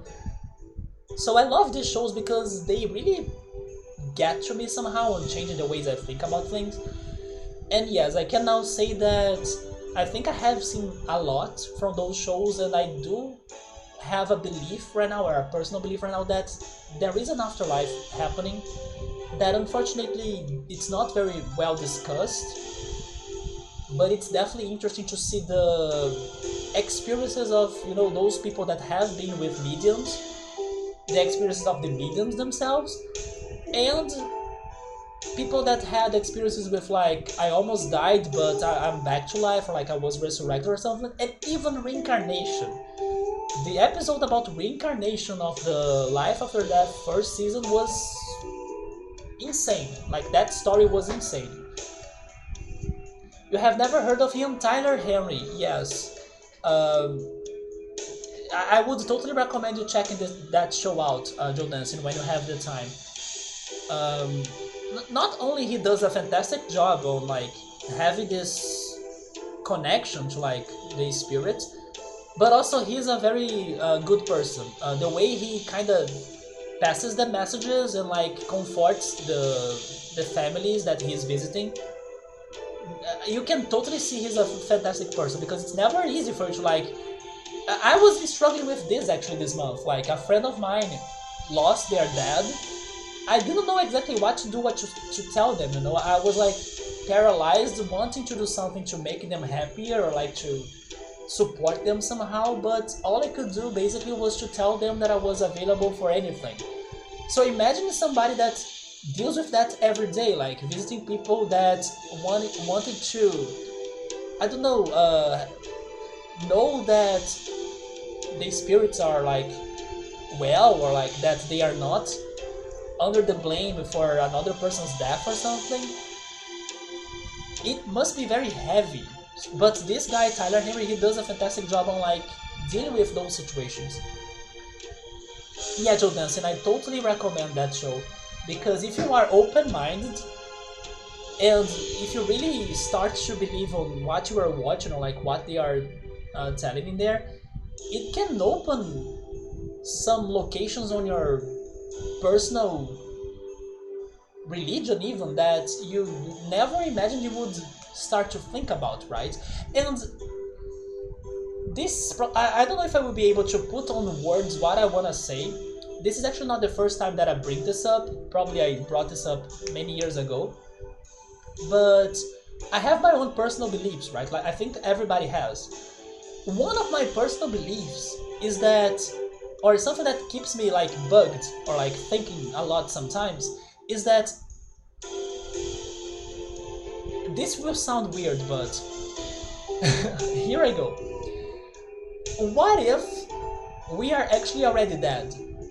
And why do I say that? I say that because in my body, I know that what is alive is the cell. And the cell is a unit.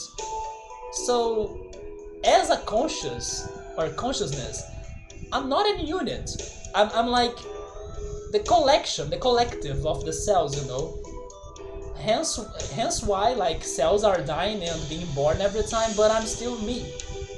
So I have this personal belief that what is really alive in me are the cells individually. But my consciousness is not alive. It's like something that works as like a social media of my cells that is not like material, or not necessarily 100% material, or related to matter, basically. Maybe that's a better word. So I you know, it's after watching shows like this that makes me think, yes, I feel like I do have some sort of spirit, because I think the cell is the one alive, not like the collective that gives me the consciousness. And then maybe like after you die, this energy or source of energy that could be a spirit transforms. Just like everything in the universe, nothing is lost, nothing is created, everything transforms. So yes, that's a personal belief of mine. I wonder about that sometimes, like how can I be alive if like it's the cell that's alive, not like, you know, how can I be the collective basically, and then how can I being the collective be alive? I don't know if I could explain my idea well, but that's something that bugs me sometimes. You always say that your cat Daryl. By the way, in one of the streams, somebody recommended me a game called. I will change the cam. I hope you can see it. So it's written right here. I hope you can read it.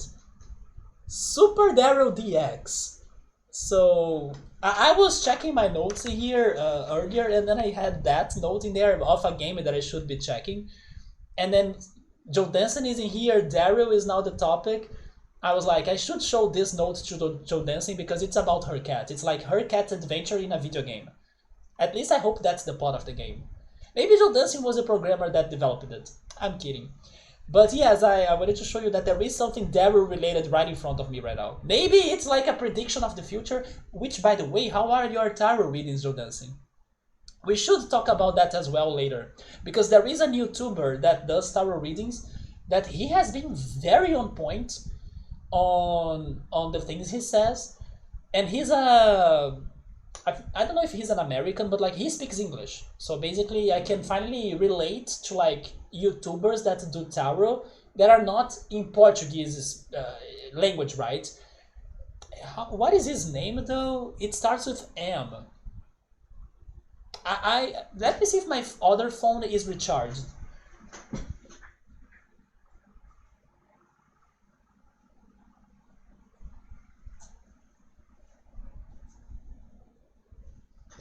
It is. It is recharged, so I can check his name now. Oh yeah, it starts with M. It's like Mino. It is this guy. Wait. I am loving his tarot readings. As this month was a very eventful month to me, I have been finding a lot of emotional support on some tarot channels, right? And then I found this guy. It's like Mino, Minnow, Pond Tarot. That's his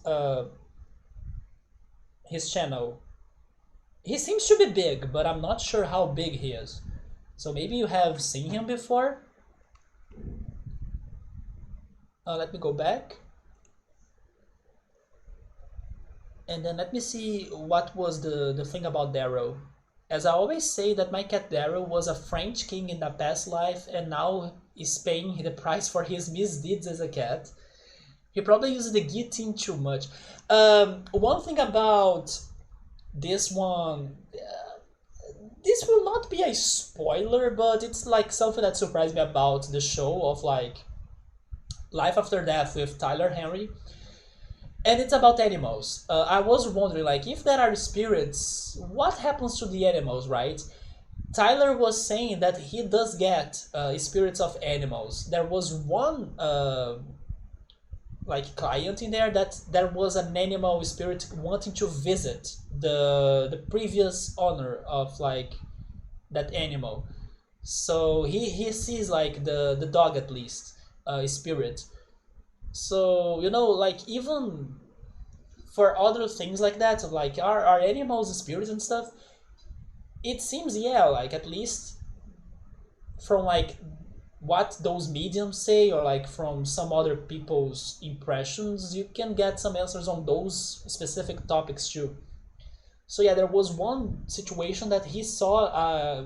He had to like tell the living person that like the spirit of her previous dog was, you know, manifesting or like wanting to be there. Like it was strong enough to for him to notice it, so he could tell her about that dog or that previous dog.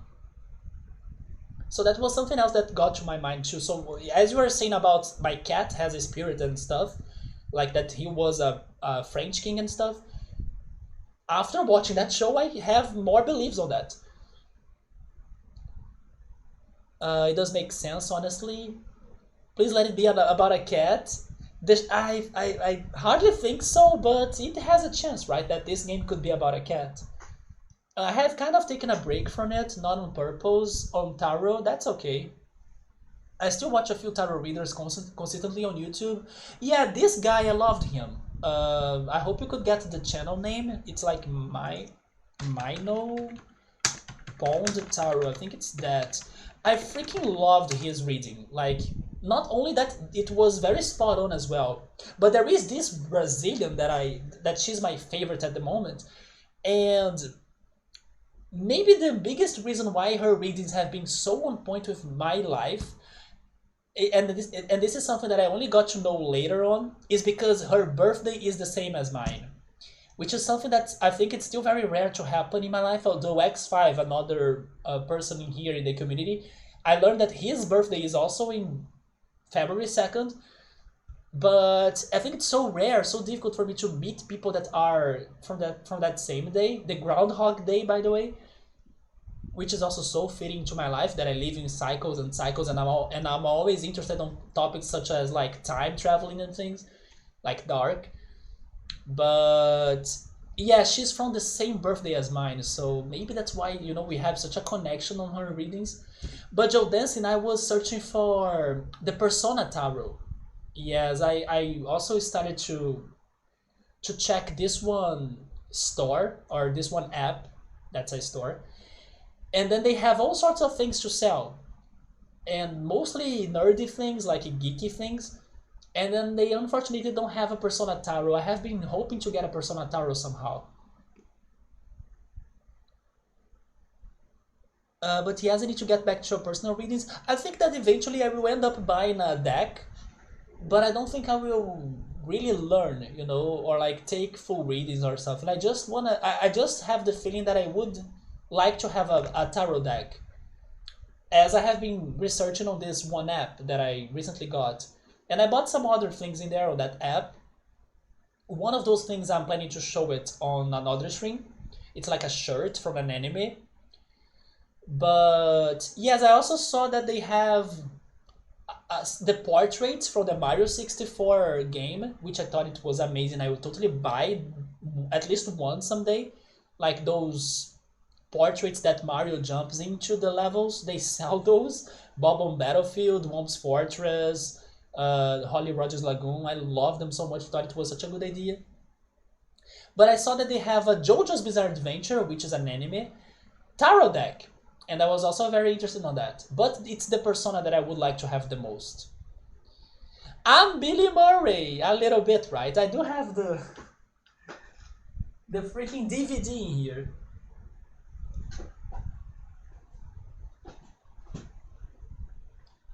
There we are. It's this movie that told me about the Groundhog Day.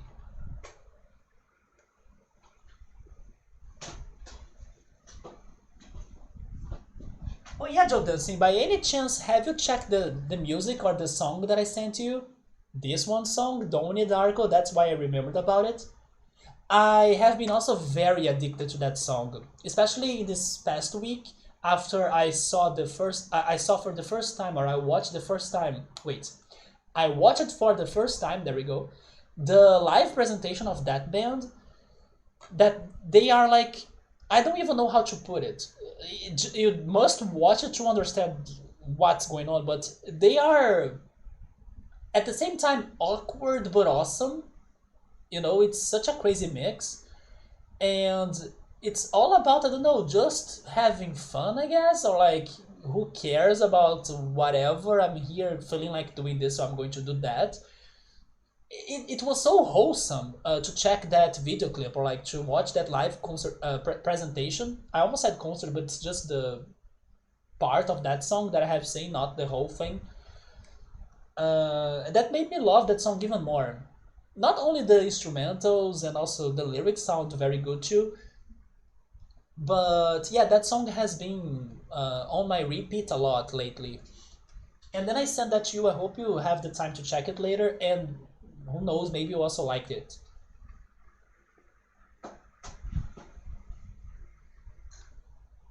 A Persona Taro, I don't know how it's not a thing. I wish I wish somebody has exported it to Brazil, but no, I couldn't find anybody. And then they could sell it in here. Wait, you got a Twin Peaks tarot deck? I think you mentioned that before, right? Yes, I think you mentioned that before. Wait, do you watch JoJo? Well, there are stores in here that sell the JoJo tarot. I will buy them at some point too. I mean, it's not a complete deck, right? But it has the main cards, or the art of the main cards.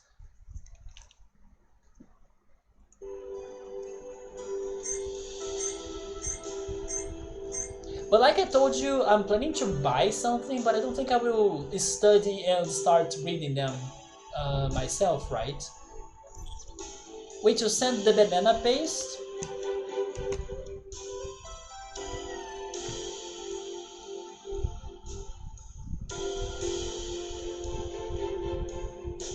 Why did I get a notification though?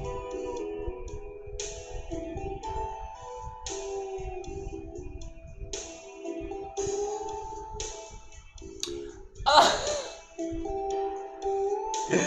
Joe Dancing, yes. Have you ever tried it? This is fully Brazilian. And yes, I forgot about this actually. You can go for it, it's good. Yeah, this is the banana paste that Joe Dancing found. Predileta. It's like the favorite, the translation to that. Yeah, it is good. But I'm more used to this.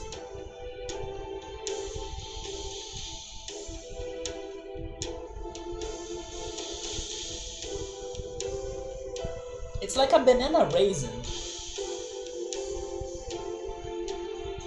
That same brand Joe Dancing can have the sweet potato paste, and then it can be like a can as well.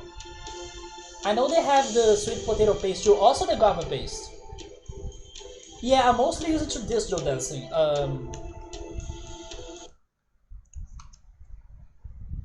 It's like a banana raisin. Have you had that before? Those are more common to me than the one you showed, like the banana paste, and I love those things.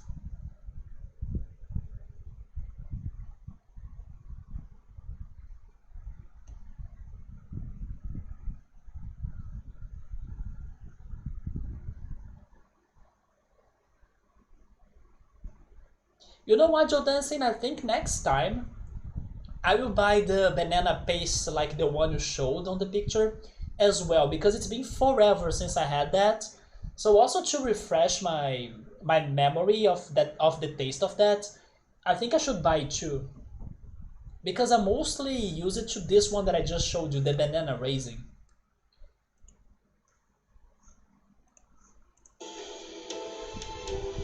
You have watched the first 3 episodes?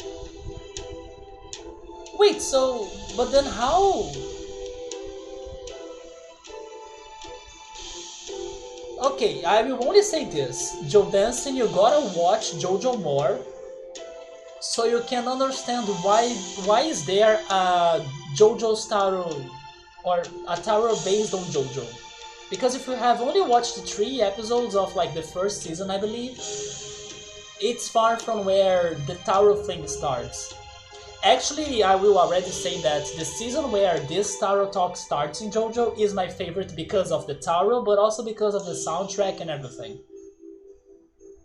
I also need to finish Attack on Titan. Do you know if the last season is completed? I'm not sure where you are in the show, but I'm only waiting for the last season to end, so I can watch the 4th season, which is the last. But I know they were still releasing episodes, and I wanted to start it only after the whole season was done. So I may be doing it soon together with season 2 of Euphoria, that I also gotta watch. It is a real banana, but it's like a raisin. I'm not sure how they make it, I believe they dry it a lot. It is very good. They do look like churros, yes. How you eat it? I eat it pure. Like, I eat it as a snack. I know you guys in there have a lot of those meat snacks. You know, meat sticks. You eat just like that. But the cereal pack that I have in here, that's like a mix of granola, raisins, oatmeal and stuff, they also have dried apples and dried bananas in there. And the taste of that dried banana in my cereal mix feels the same as this dried raisin of a banana, or it has the same taste. That makes me want to watch it more now, huh? Yeah, you're still far because you only watched 3 episodes.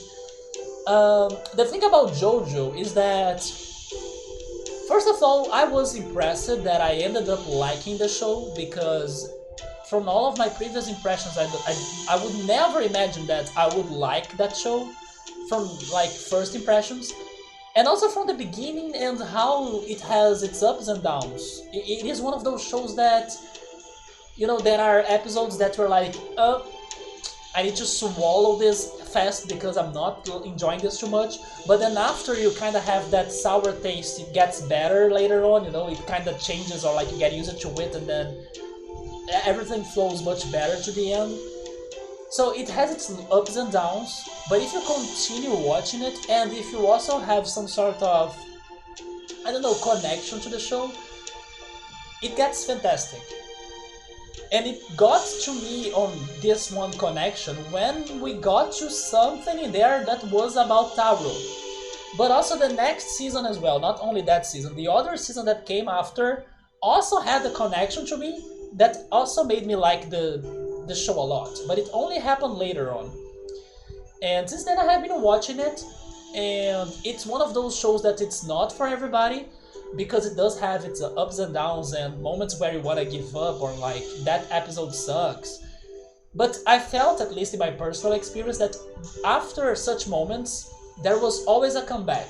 Like something was rewarding about, I don't know, the most boring parts or even the craziest things that could be happening in there.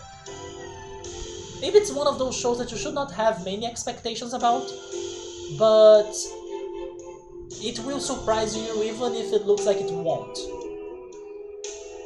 But it does have its ups and downs, and on every season basically. And regarding Attack on Titan, I also loved it a lot. I was not expecting that it would be that complicated or like that complex. For also my first impressions, I felt that it would be, I don't know, just action, but not that deep. And then I realized it was very deep. I have heard a little that it gets a lot of strategies and politics and stuff, but that's not what I'm talking about. I'm talking about how the universe they created for that to make any sense was deeper than what I imagined at first, and creative as well. And I like that they were answering most of things the more you were watching the show, right? They were not like leaving every single answer only for like the last episode. No, they kind of keep on answering you little by little as you keep on watching it, and I appreciated that. But then I still gotta watch the last season. I have watched the first two only. The first two seasons, you mean? No, two seasons. Okay, so... Okay, Joe, listen, you just gotta watch the third season. That's where the Taro things pops out. And I do think you'll like it as well, and then you'll see why I'm interested to get the Taro deck for JoJo. But then be prepared for some ups and downs, because it's a show that oscillates a lot. So they kind of go very crazy at times. But know that you'll get used to the craziness and then it flows better later on. The series finale, episode 28. Okay, so like next week? Okay, so in April I will go back to Attack on Titan for sure, and then I'm going to finally finish this show, right?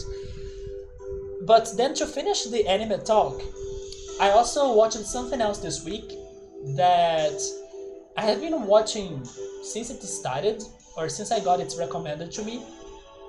And it's an anime called Osama Ranking, or The Ranking of Kings in English. And this show, it started great, especially because of episode 2 in my opinion. It was an episode that got to my emotions somehow. It kind of connected to me, it spoke to me directly.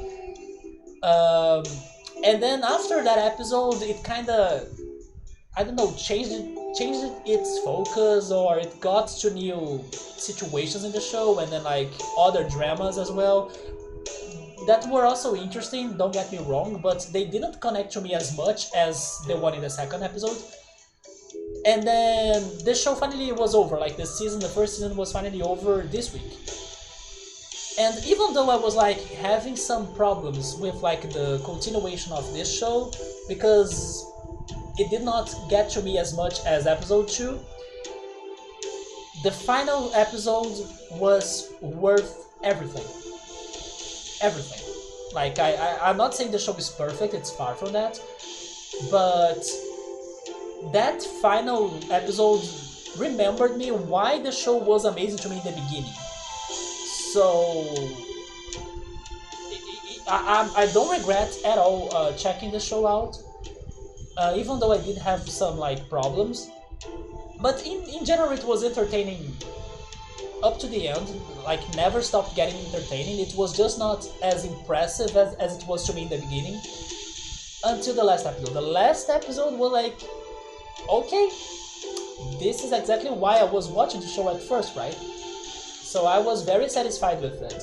And then everybody that I see like making reviews of the show also have been complimenting it a lot.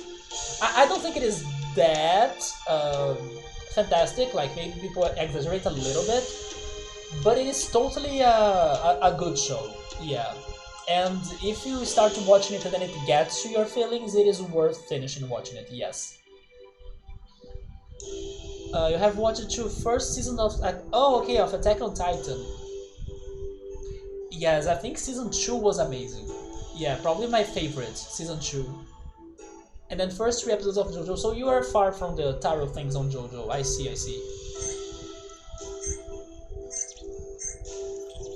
But yes, that's another recommendation if anybody's curious. Osama Ranking. It is a show that looks that it's for kids, like from its art style. Don't be fooled. It's totally not for kids, it's heavy. It could have been more heavy, yeah. But it does have many messed up things in there. And I did like the character development. Oh, don't tell me I'm stuck in here now, come on. Oh, there we go. Oh! Okay, we got cornered.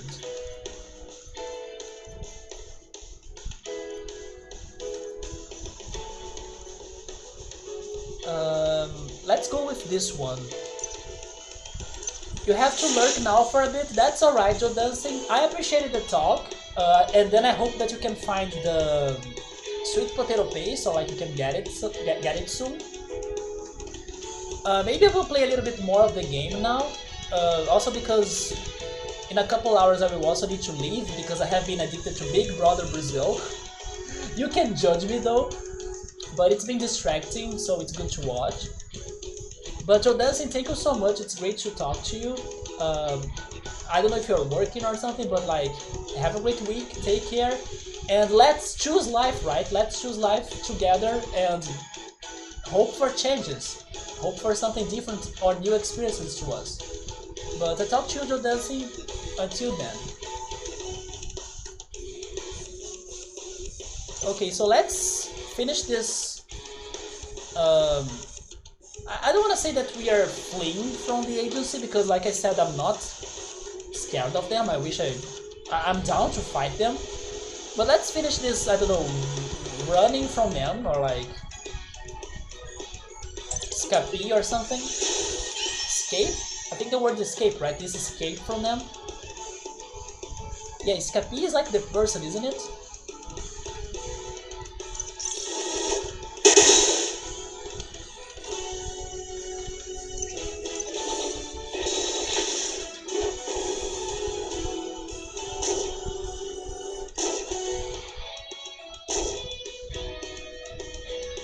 So I ended up talking about a lot of crazy things with Joe Dancing and also Subaru. There is another crazy thing, the last one that I haven't mentioned yet. And I kind of forgot where I saw that, but it was something that kept me thinking a little bit. So I will share the thoughts, and I don't know, maybe it can glitch your mind a little bit too.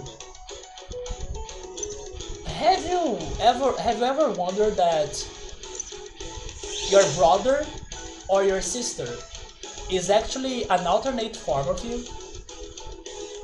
After I read that, I was a little bit like, oh my god. It is like, yes, you could be your sister or your brother, right? Under, I don't know, another condition. It's a little bit crazy to think about that. I mean, it's something kind of obvious, but stopping to reflect on that is the thing that I'm saying. That you could be them. So I saw that topic or like that person saying it, and then I was like, holy shit. Choose life, Joe Dancing, let's go. I will totally take some more risks. of course with responsibility in my life. I will work on that. It is going to be hard and like I will get many no's, but it's going to be worth once there is a yes, right?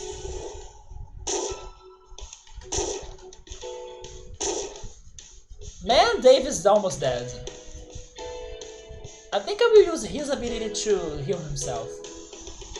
Yes, bro, the genetic code was the same, like to give the origin to the person, right? That's what I was like mind blown, like isn't it crazy to think that we could be our brothers or sisters?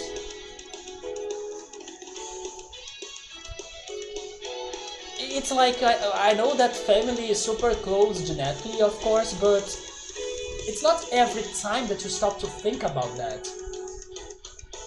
Something else that amazes me a lot are those like genetic tests or like it's been becoming a trend, right, in the past years. People that send their DNA to a lab and then the lab kinda studies like the origins of the DNA of the person and then the person gets the results and sees, oh, I'm part, I don't know, Asian or I'm part South American. It's something that amazes me a lot too, right?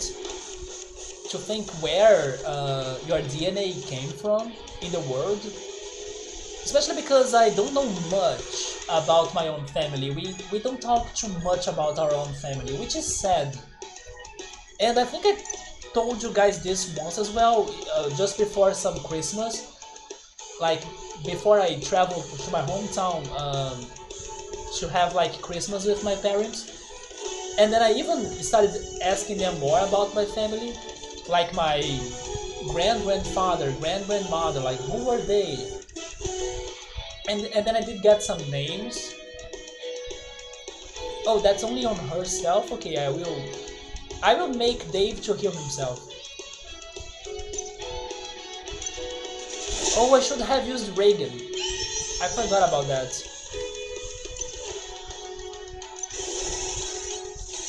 But yes, those DNA tests that show you your origins and your heritage, I think those are so interesting. Too bad they are very expensive. I kind of feel like they should have been cheaper.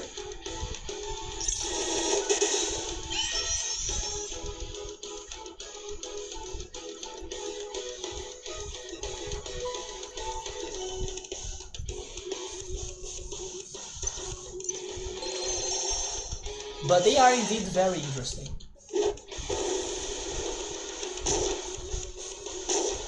But if I took one of those, I think most of my origins would be in South America.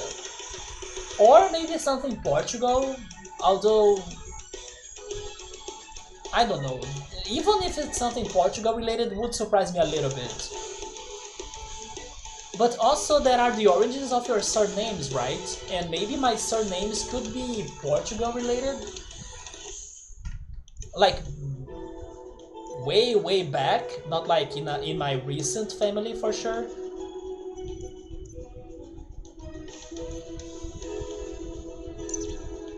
Only 2 of HP? No, I'm not going to attack it because poisoning will kill it.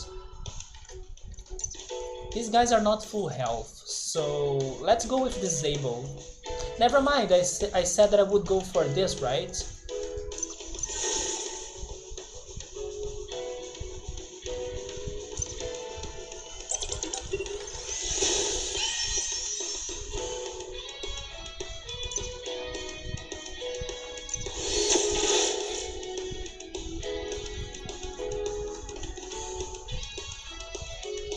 Heal Blaster on Dave.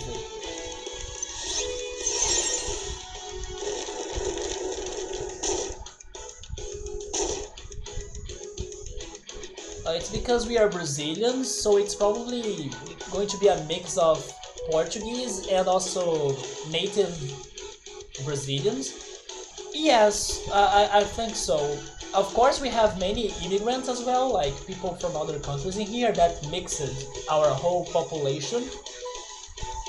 But that influence, I think it's normally very well kept inside the families that it happens, right? Or that they know for sure that, oh yes, the origin of my family is like Italian. So like the family kind of makes it obvious as you live your life, which is not my case. There was no reference at all of like my heritage being from other countries. So I agree with Server that probably my origins are mostly South American or native Brazilian or even like Portuguese.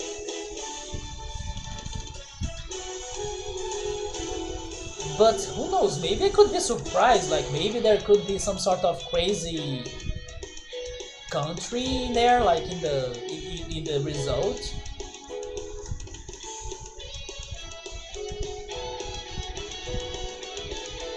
Like Middle Eastern or something. Why is this guy still alive? The poisoning couldn't kill it?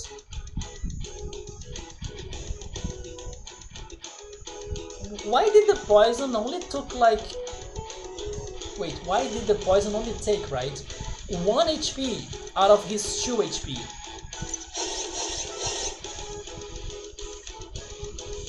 Also, I didn't know that attack had like an area of effect.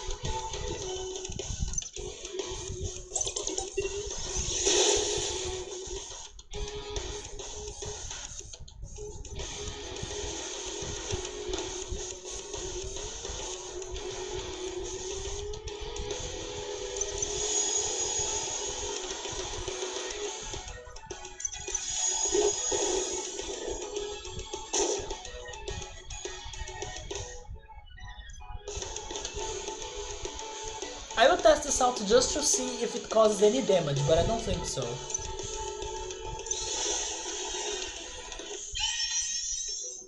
Oh, I got an achievement for testing that! Charming. Okay, worth it.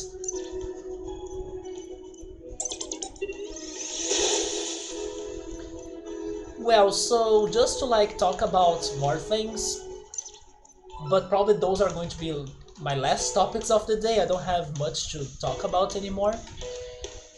I saw some other news about, still about Netflix, I think, and also gaming. Netflix seems to be working on a Tekken live action or like series.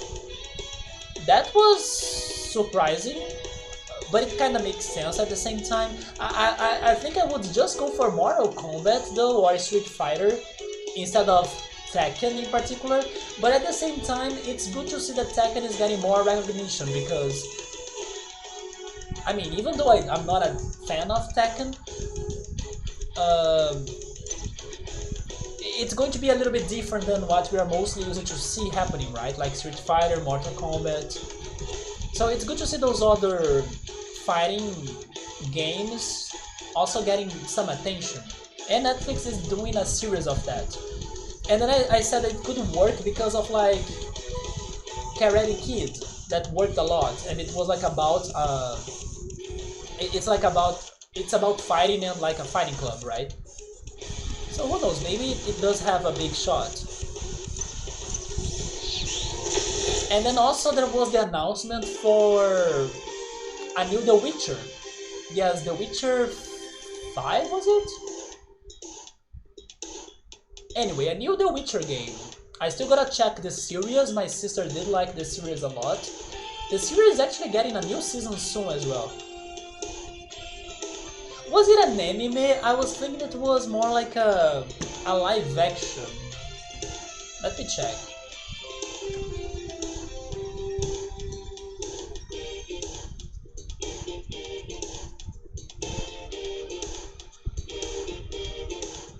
Maybe it was an anime actually. It is an anime, never mind. It's called Tekken Bloodline.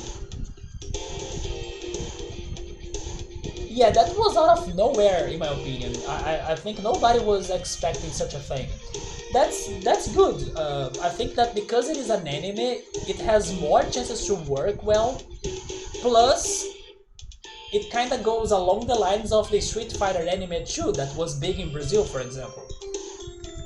So I do have some feeling that show could work. But again, it's not really my... Like, I have only played Tekken a little bit when my cousin lent me his PlayStation 1 when I was like in the northeast region of Brazil, spending some time or vacation with my parents in there.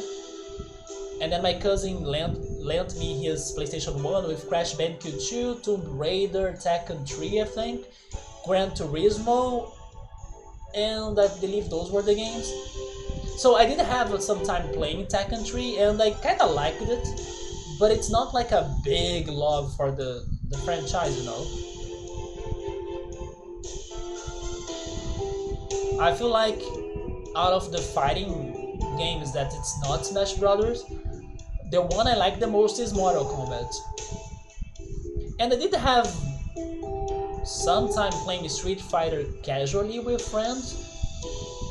And also I checked that Street Fighter anime that I was mentioning. I checked it out when I was younger, like a kid. It was on Open TV in Brazil during the weekend.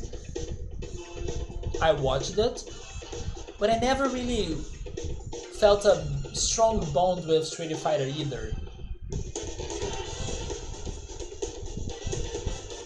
But like I said, I like it's getting appreciation, Tekken. Happy for the fans. Oh, The Witcher is actually 4? I see. I saw that they were changing the engine of the game, and now they are working together with Epic Games to like make this new game for the franchise. So maybe it's going to be a bit different. I think now they're going to work on the Unreal Engine, I think. Because before that they worked on their own Project CD Red engine or something.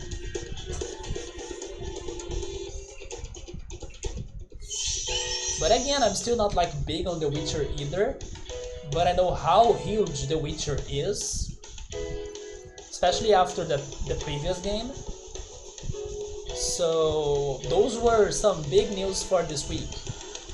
But I still gotta get myself a little bit more into the franchise. Totally not because of the games, I still can't see myself playing them. But I do have my curiosity towards the show.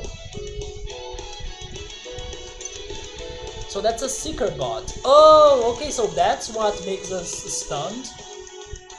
I was thinking it was the Rocketeer.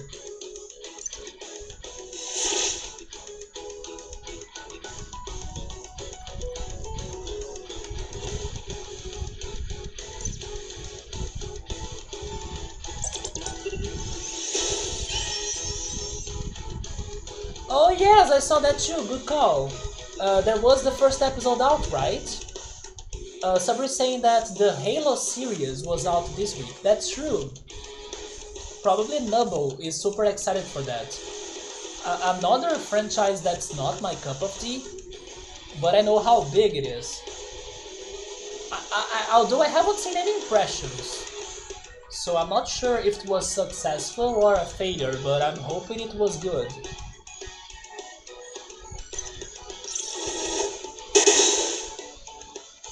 I mentioned this when I finished watching it, but I wanna bring it up again.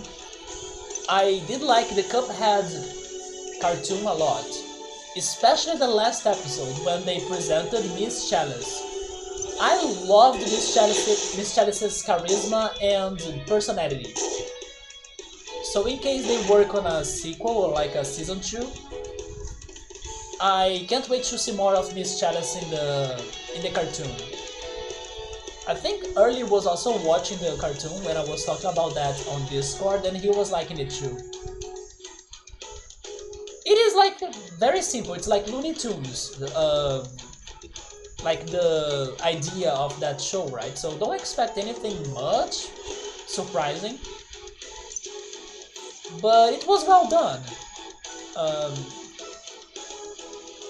And also, the last episode, like I said, surprised me because it felt a lot like watching a Disney movie. You also haven't heard much about the Halo show, me neither. But that could be good too, right? I think that if it were bad, more people would be complaining and then it could be getting trendy.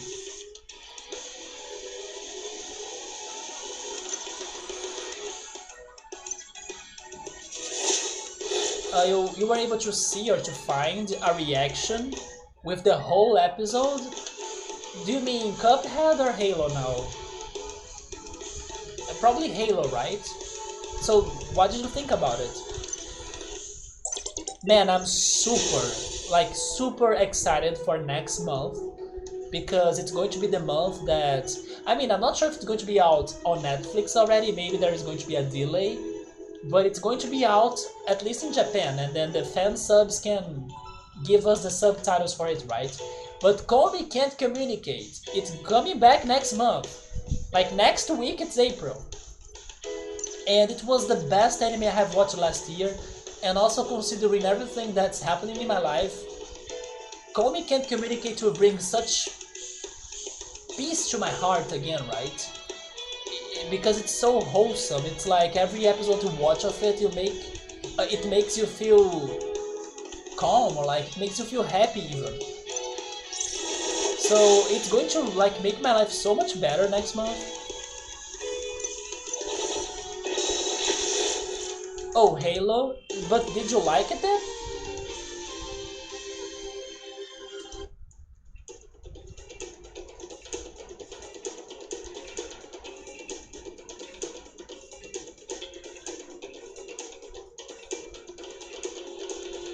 But then, do you know the plot of Halo and everything? I think you do, right?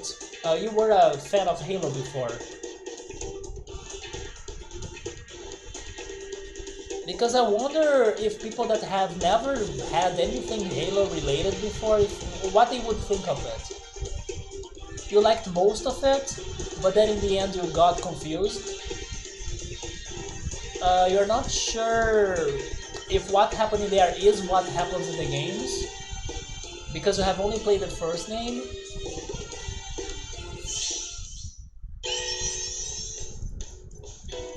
I would guess they would have some changes. Normally TV shows, they get some freedom of changing details, right? Just to like make it more entertaining on the show than like maybe in the game, or depending on like the way they want to tell that story, so they get some artistic freedom to like change things up. So probably your impression of like, is this what happened in the game? Probably that's correct, like maybe they did change something in there.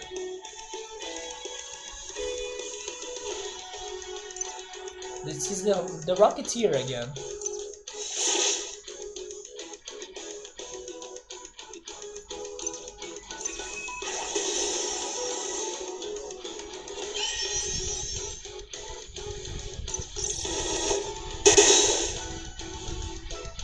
It's funny how last stream I was struggling so much in my fight, and today we have been like having an easy time.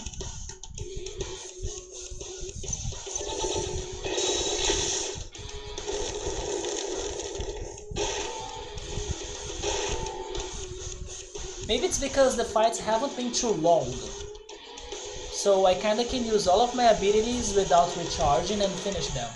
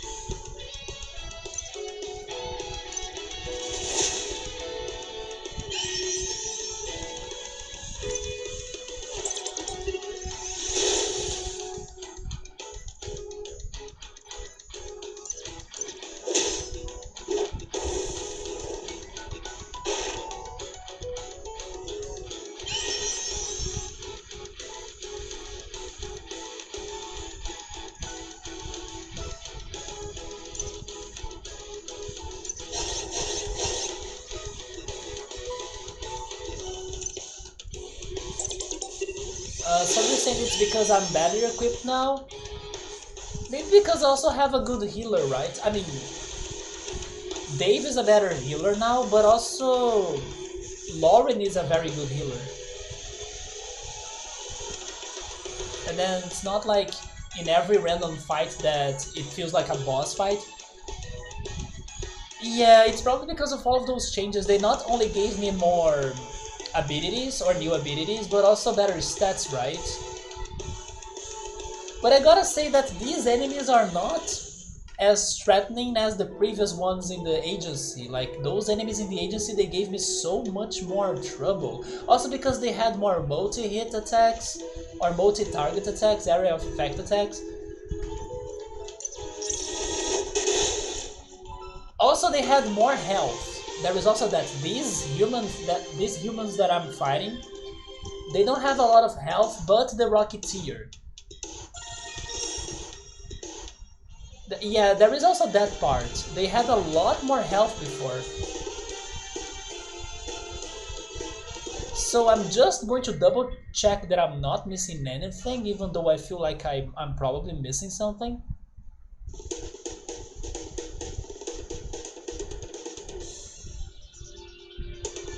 Wait, this wood what? Oh, it's not the apartment.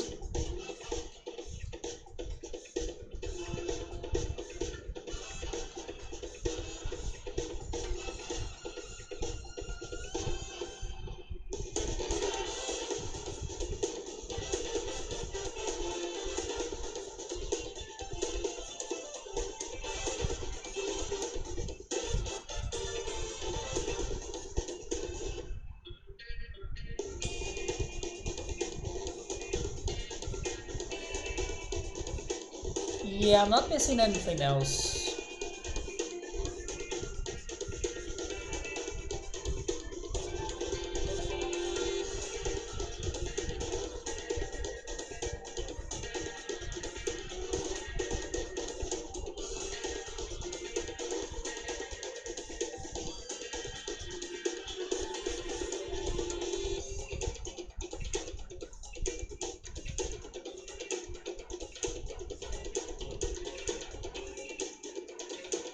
But there is more in here.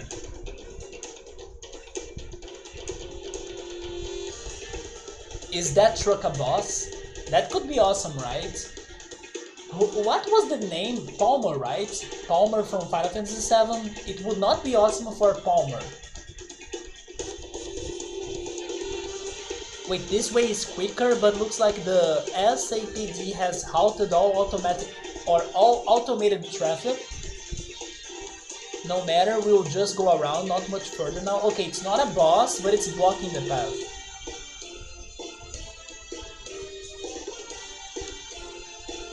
I'm now remembering the freaking meme of Truck Kun Isekai'd every character in anime, which is a theory that makes a lot of sense.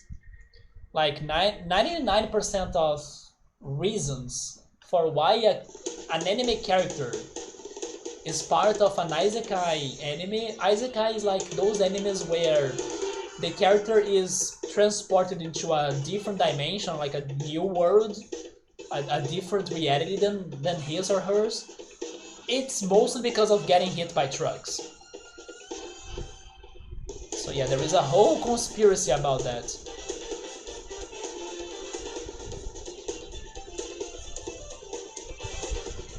Let me drink some water, right?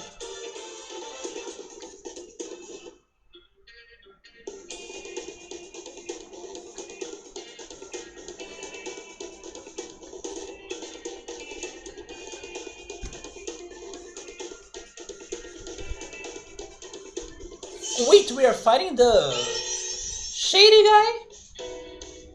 Maybe now, Summeru, this game is going to increase the difficulty. We were just saying, oh, how easy, how chill, right?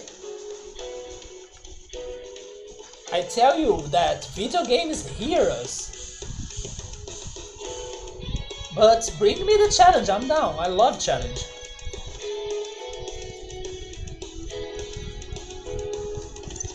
It's the Bagman Initiate. Oh! Never mind, he doesn't look that menacing. Only 1000 HP, he has even less than the Rocketeer. He defends his delivery to the death. I wish the mailman or like the post office workers could be like that too.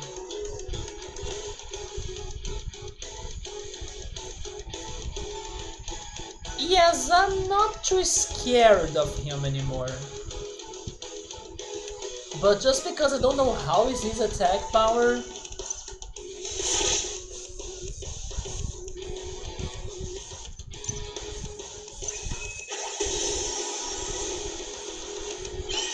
Who is gonna be next victim of Truck-kun? It's been forever since I last watched an Isekai anime. After I'm done with Attack on Titan, like I was telling Joe Dancing, I need to see what am I going to watch next. I hated Miyoruko-chan, I couldn't enjoy that anime at all. Which was even rare to happen to me, like normally I don't hate or like I don't give up on animes that I start watching. Or at least not by my own will. For example, I still gotta finish Cowboy Bebop, but it's because... not because I was not enjoying it that much, it's because I ended up getting distracted. Why am I fighting the mailman? I mean, but it's like the evil mailman, like, he only transports dangerous items and, you know... it's not good deliveries that he's up to.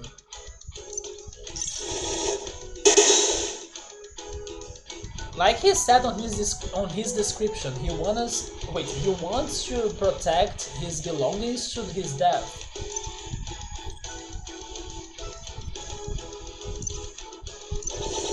So that's the level of seriousness that he has. It's not good shit.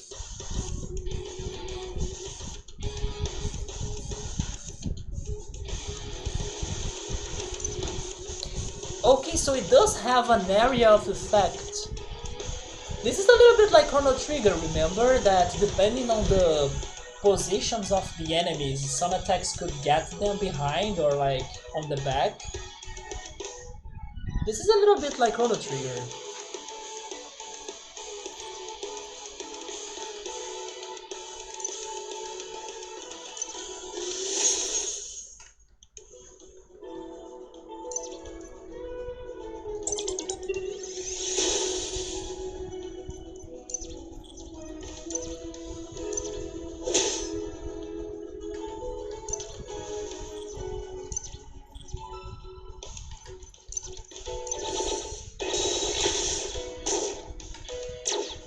Oh, by the way, Summary, speaking on Chrono Trigger, what the heck happened to that Chrono Cross soundtrack?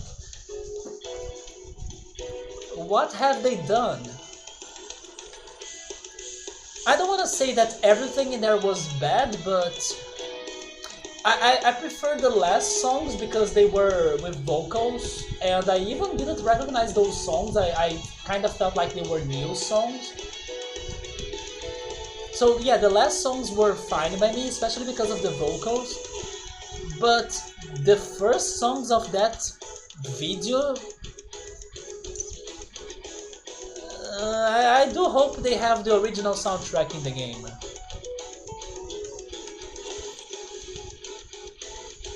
But even if they don't, I'm pretty sure somebody will patch it, just like what happened to Final Fantasy VIII. Or even 6 when I played it.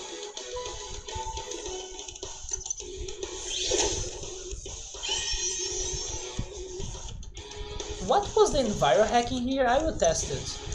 Is it paralysis? It is paralysis. I mean, either paralysis or rust, right?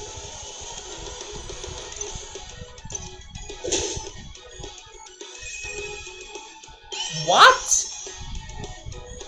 Oh my god, did you see that, Subaru?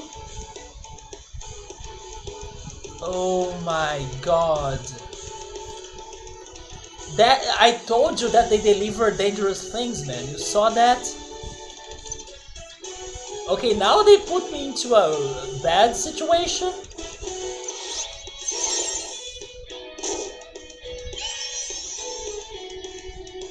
Is Reagan working? I'm not sure. I will go for the potion.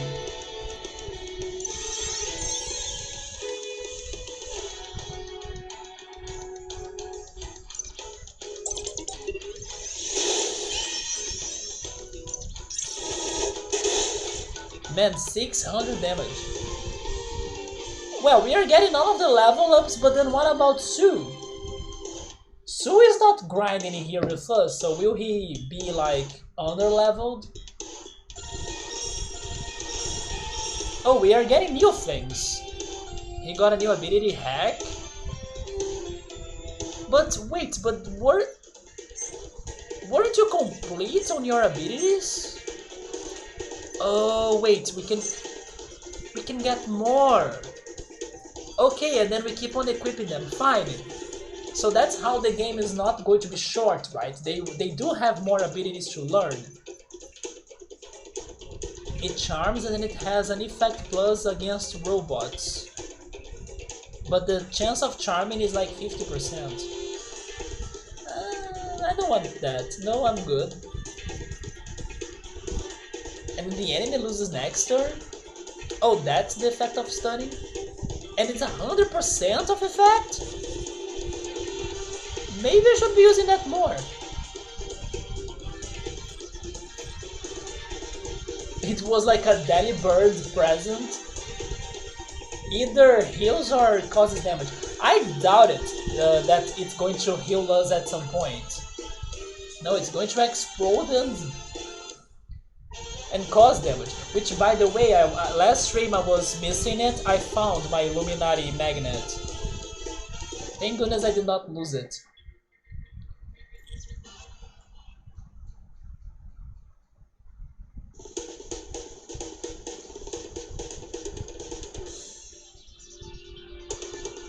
It was only him, right, that got a new ability.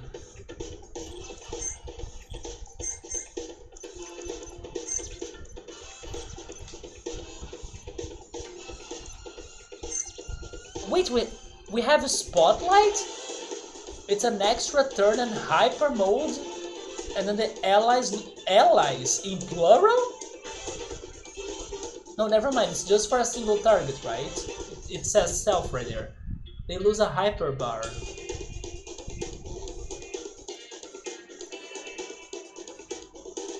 Is that better than anything else that I have? I mean, charming is also, or it's always blah, right? In video games. But the chance in there is 80%. It is not a bad odd.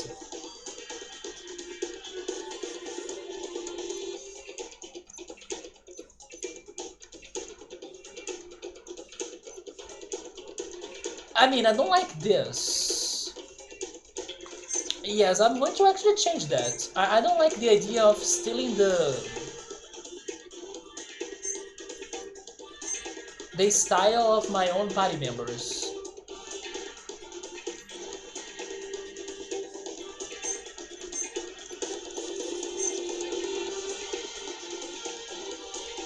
I had that for all of this time?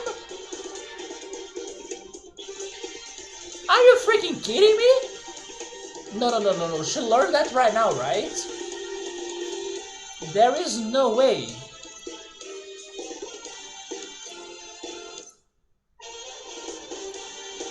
Although Chon's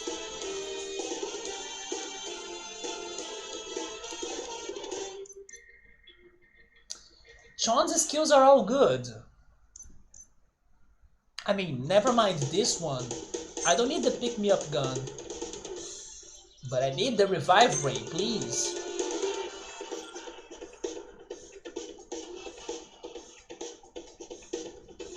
Man, there is no way that I had that for all of this time.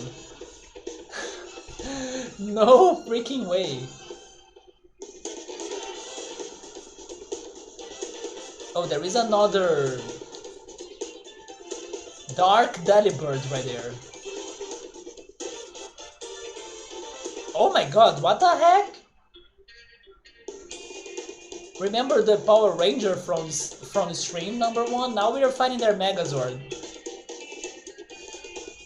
I'm not sure if it is by the order they learned. No, it's totally not. If it is, then the freaking... No, it's not. The pick-me-up gun came later. And then the Purification Torch was kinda early after that forest exploration, right? We found it in the forest of Romo. I don't think it is on. I mean, at least not for Chon, but totally for Dave. I think in Dave's set it is in order. I don't know, but I'm happy that I got to see that. It's such a good ability.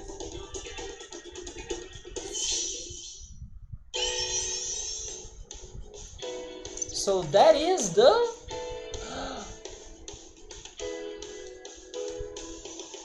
So that's the freaking thing that was chasing us and hunting us? The Jax Bladderfist? I thought it was a person, not like a Megazord.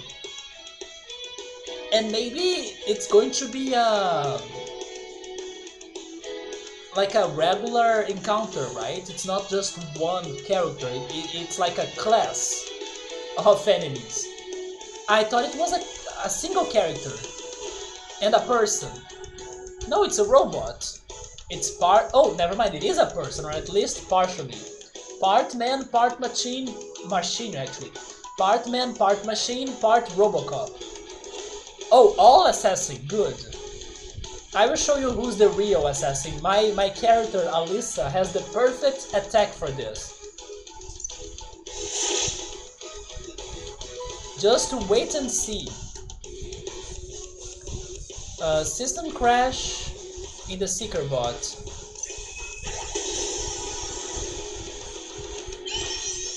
Alyssa, let's go for it, shall we? Let me show you the murder ability. Can you insta-kill that? No insta-kill, rip. Where is Zoldin when I need him? Remember Odin? I miss him. Good guy. Not when he destroyed the Fun Guars, but otherwise good guy.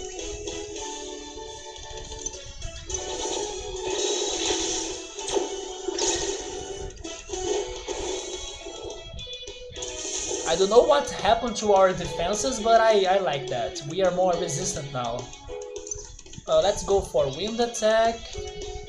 Never mind, let's wait for her hyper, so we go for that. Oh yes, I got this right. An extra turn in hyper mode? How is that even? Let's test this out. What? They were not joking, it is like instant extra turn. Poison the Rocketeer because I'll deal with him later. Because I'm focusing on the other two guys.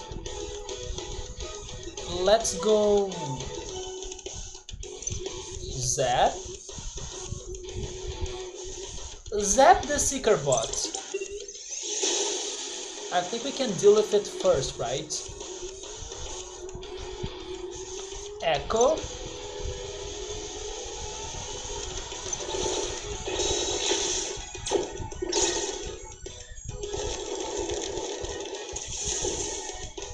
Okay, now I know what I need to do. I need to do Reagan. Then heal yourself.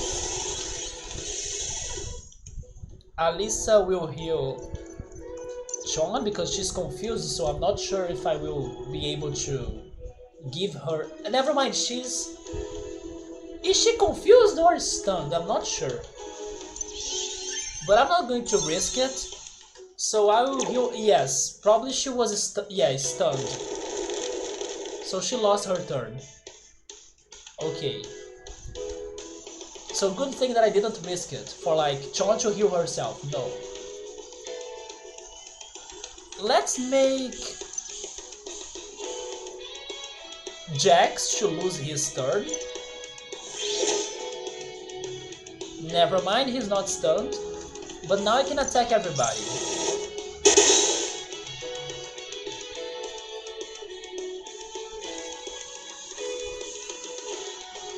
I will go focus.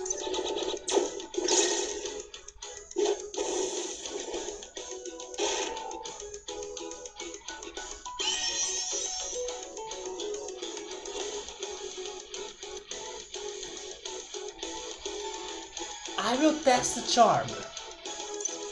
Rocketeer, can you work for us? And help us to destroy Jax? And then can I finally beat this guy right here?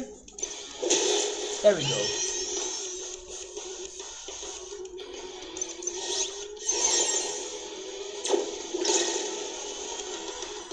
Rocketeer, thank you so much for listening to my strategy. You see, maybe on this one game and only, charm is useful.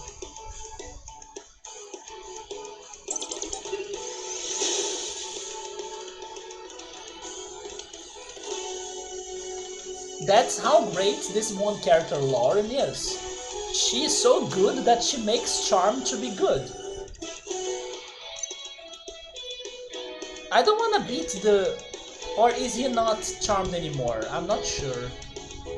Yeah, he doesn't look like he's charmed still, right? Maybe it's just lasts for one turn. So I'm going to beat him.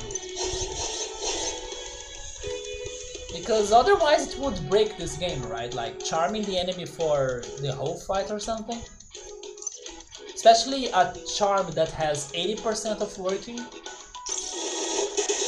But still not getting attacked by him and making him to attack another enemy is very good.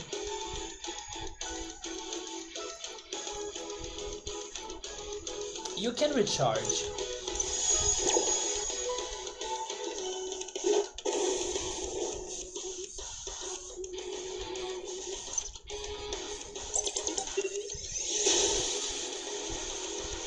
You can recharge as well.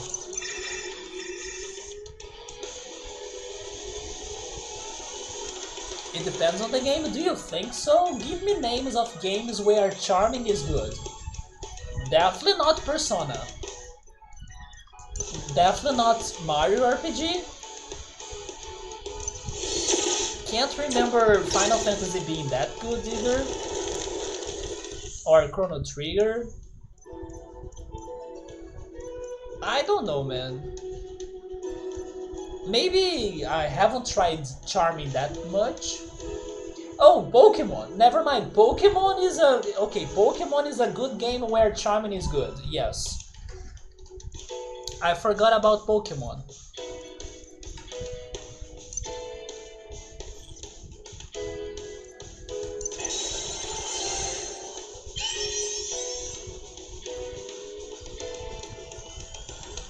I don't think I can poison the Jax, but I can actually, because it's part man, part machine, right? So part man gets poisoned. Get rid of this.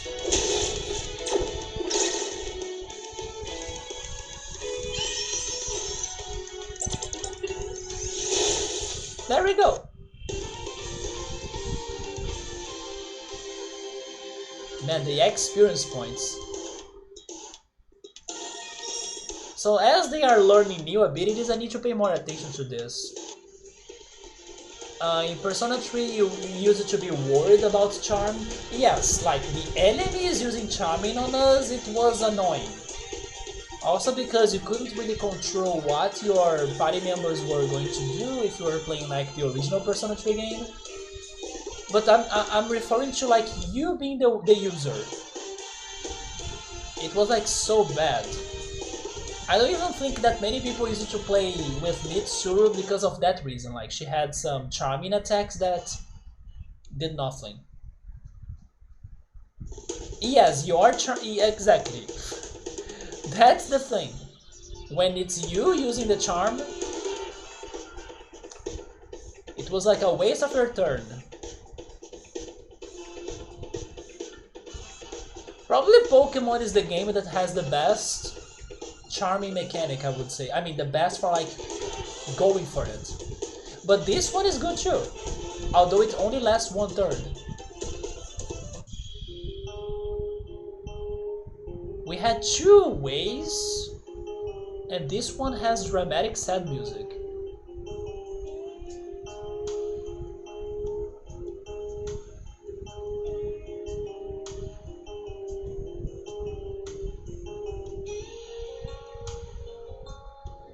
Then this song during like a sunset.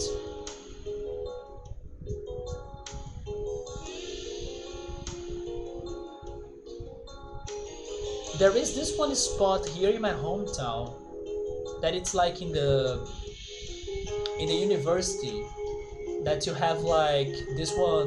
It's pretty much a parking lot, but it has a lot of grass area in there, and it is pretty much right in front of the bay, like the Guanabara Bay, which is the bay that connects my city to Rio de Janeiro. And I used to go there just to watch the sunset, to see the bridge that connects my city and Rio, to look at Rio as well, and like the mountains of Rio, like the Sugarloaf Mountain, Corcovado Mountain that has the Christ. Anyway, it was a beautiful nature place, and I used to be there relaxing, chilling, and just looking to the ocean or to the bay, seeing like the cars traveling and crossing the bridge, or watching the boats and ships as well navigating, or the seagulls flying around. This song will be in my playlist for next time I have the chance to go there and pretty much watch the scenery. But yes, it was so good to like be there watching the sun to set, and also the freaking, I think it's twilight, the word, right? After the sunset. Watching the twilight as well. I miss a lot the university, but then thanks to the pandemic, it hasn't been that easy for you to go there unless you have like a good motive. Although tomorrow it's kinda opening the doors again for like physical classes. I hope that I'll be able to go back there too, like to, even though I'm not going there to study, I hope I can go there just to enjoy the nature. So we're saying that in Pokemon it's like cheating, the charm ability. Yes, I think it only ends once the Pokemon is defeated, unless you have an item. But then otherwise I think it's only, or if you swap your Pokemon as well. But it's one effect that stays.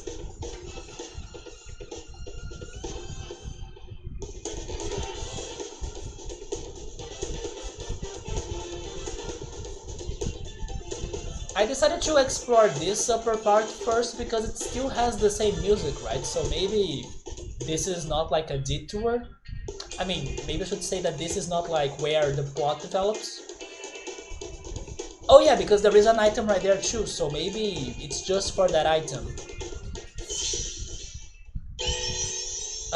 As now I know what the Dark Delibird can do to us, rebirth right away.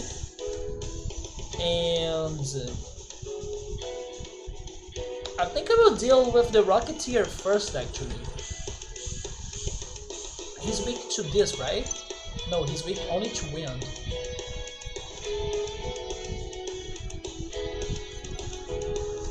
System crash.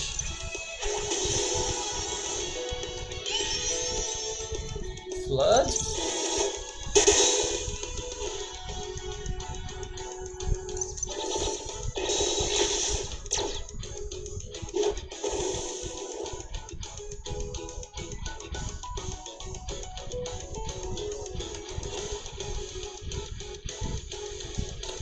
Never mind, Rocketeer, do you wanna help us out again? Oh, it failed! The 20%! This is just like Senseiya Subaru. The same attack won't work against a gold cent again, right? It was just for that day, that time. I also miss Senseiya. I was listening and enjoying the soundtrack of that anime. It's such an underrated soundtrack. It's actually a somewhat underrated show. Not saying that it doesn't have problems, it has a lot of problems. Especially because it's old AF, so like, animes back then are not like the same as animes today. But it has its qualities, and the music is like so good.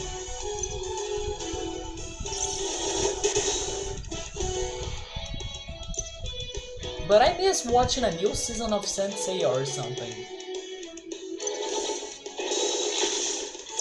Even when they were bad seasons, like Sensei Omega, that was so bad. Omega or Omega, right? I have heard, I think, both pronunciations in English. This was very good, so let's go and do that again.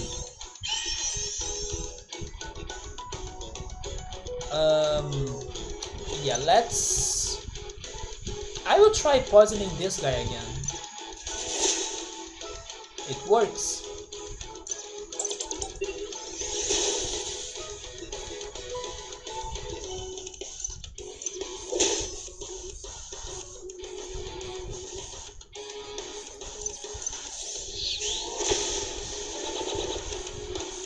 He's charging?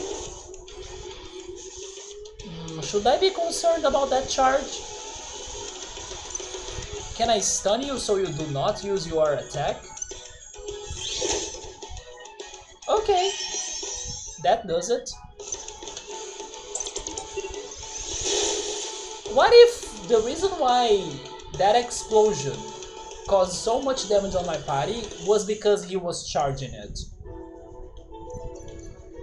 Maybe that's why.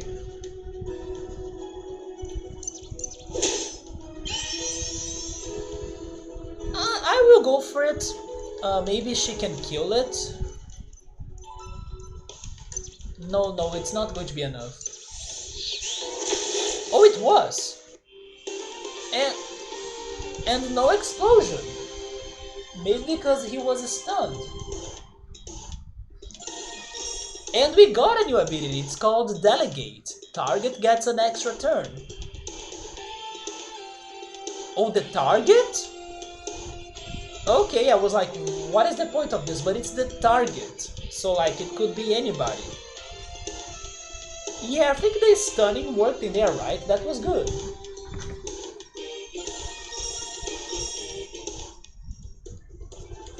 Wait, my controller is crazy? There we go. Should I go for Delegate?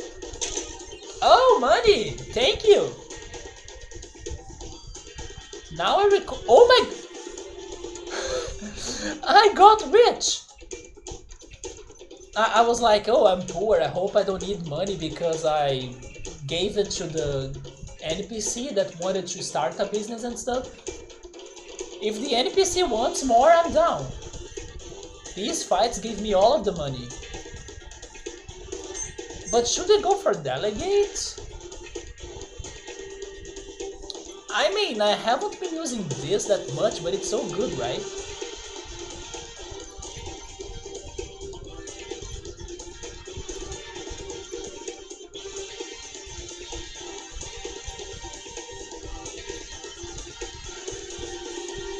Wait, the laser ignores defenses? I didn't know that.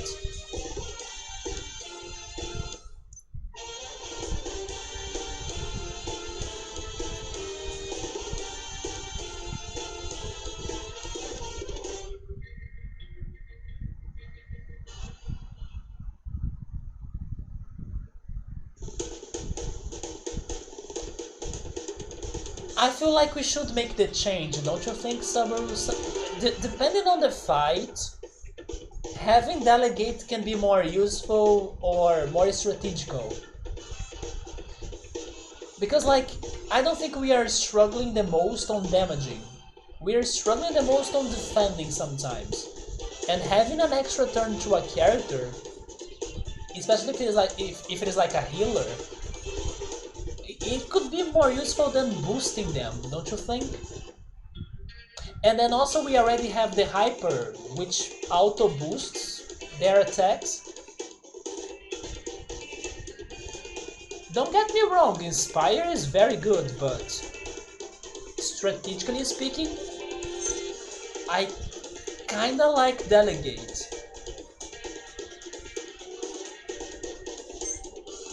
Especially if I'm like in a dangerous situation that I need to act more times, you know? Yes, I can see that being more useful than just boosting my attack.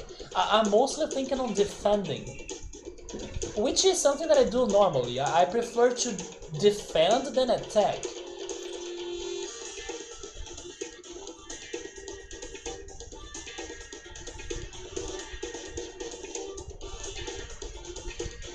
Okay, I think that's it, so let's go down and go check why is that area with a different music.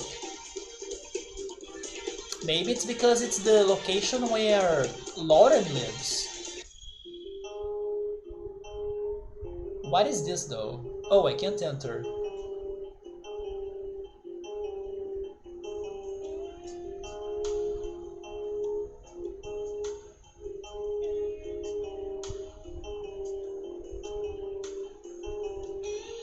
We made it? Let's hurry up and get inside before anyone else shows up. Well, when they tell me to do that, it's not what I normally do. I need to know more. I need to find secrets. It's funny that in all of this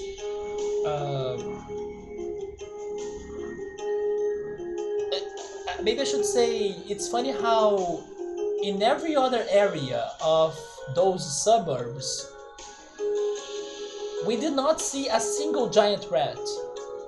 Although in the first area of the Gehenna District it has a lot of them. And they still have the trash. So that doesn't make any sense to me, like why these areas doesn't have the giant rats around, but only that first one there are like a lot of them. Dude, this music though. Yeah, I can't even leave this area.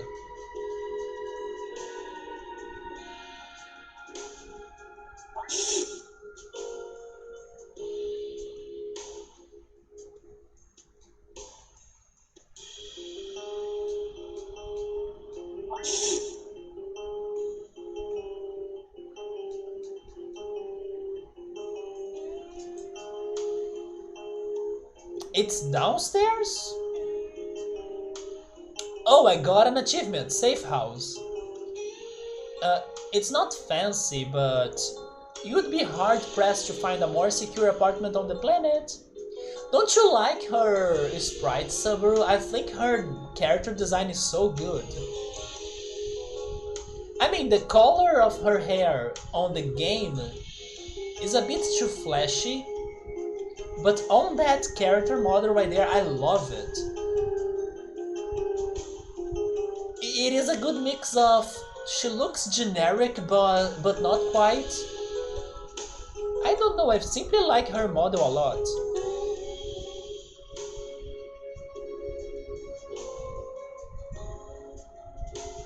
Maybe it's because of the hair actually, the hair has some flow to it.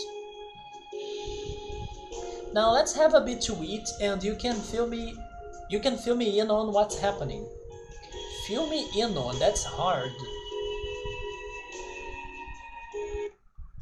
By the way, what happened to Sue? Like, we left the whole district almost, and then we left Sue back there. And then the API is also chasing Sue, so... is he okay? You were saying that that her looks remind you of a character of Ruby. I have heard of that game before, or like game slash anime. I can't be sure if it is a game or an anime now, but I think Oritsuru was telling me about that before. But she also kind of reminded me of somebody else. I just don't know who.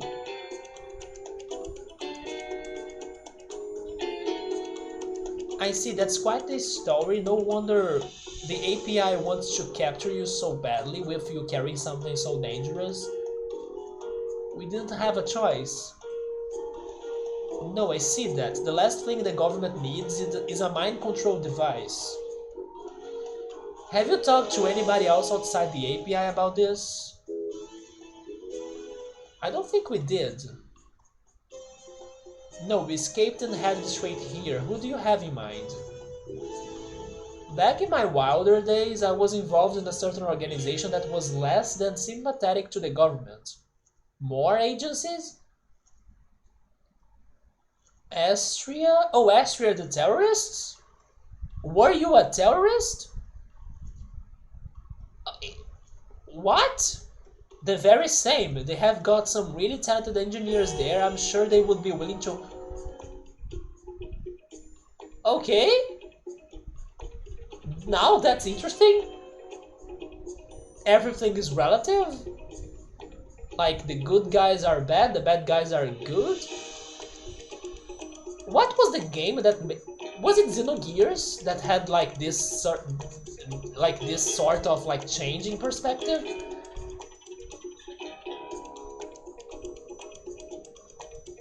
My boss is the only one with like the secret agents. Wait. My boss is the only one with the secret agent looks. He must know how to take care of himself. I don't know. Sometimes, like you can't judge by the looks, right? I don't know if Sue is alright. I mean, I wanna trust him, but it's not just because he looks buffed, that it guarantees he's alright, right? But yeah, he will show up eventually. I just don't know how will he know where we are. Although he knew we were after Lauren, so maybe that helps him out. The very same, they have got some really talented engineers. I'm sure they would be helping us. Yeah, can we trust them? I mean, even if we can't, Dave, you can hack their system and learn if they are trustworthy, right? Just like what you did with our own agency, so... The question here is actually if we can trust you. Because you're the one that we are depositing our beliefs. Because you are giving us the news. But what if the news you are giving us is actually fake news for your own pleasure? Or like for your own... I don't know, objective or goal. And then in the end, Dave is the real villain.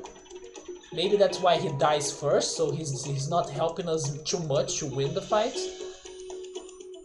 Because the information that's changing our opinions comes from you, like, what if you are changing the information? With some false evidence. To go to our enemies so quickly, what if the enemies is actually right here on this dining table eating with us? Right, Dave? But were they actually our enemies, or was that just what the agency wanted us to think? I like Alyssa, she's thinking outside of the box, outside of the system. I wonder. How would we get in contact with them? Maybe returning to Robo?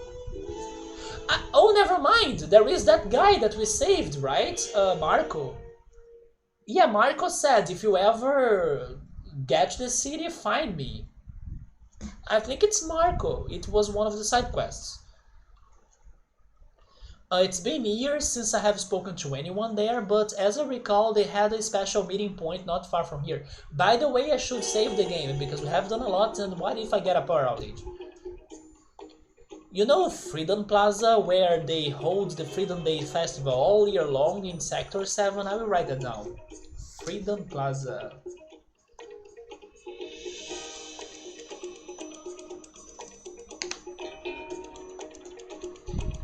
There is a tiny alleyway off the main plaza. If one of us were to show up there, they would surely take notice. We are going to need allies if we are to face up against the might of the API. Astria might be the solution. Sure, why not, right? I just hope this is not a trap. Let's leave in the morning, should be safe to come out then. You're coming with us? Of course, what kind of friend would I be if I let you go up against the might of the API alone?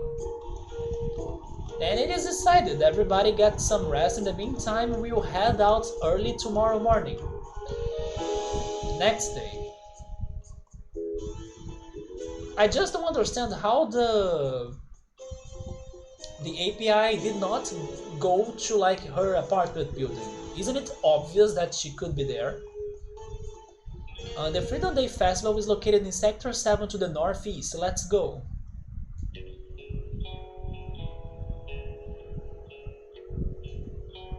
Oh yes, save.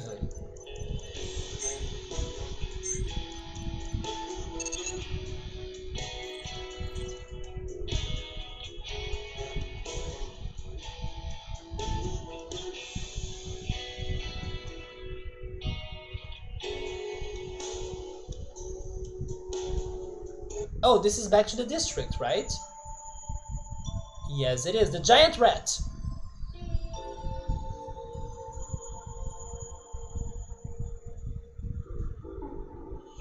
Nightshade is temporarily closed for the repairs.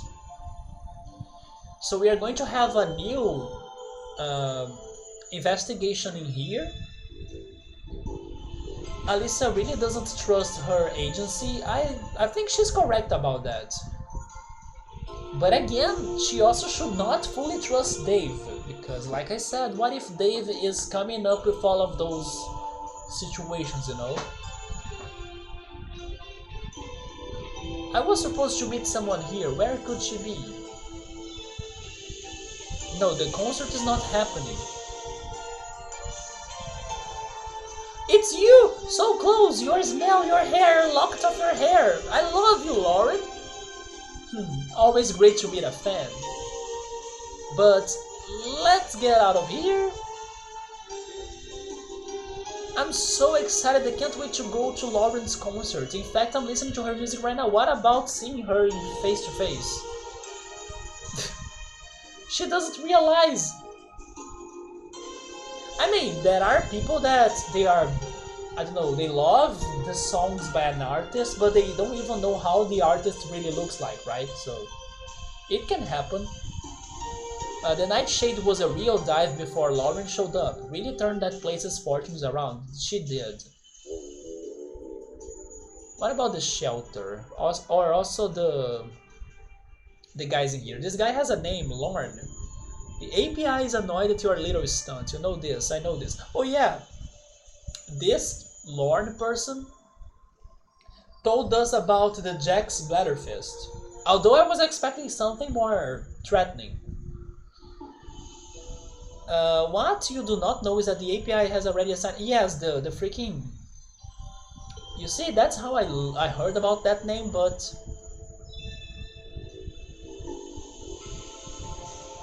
That was not a big deal.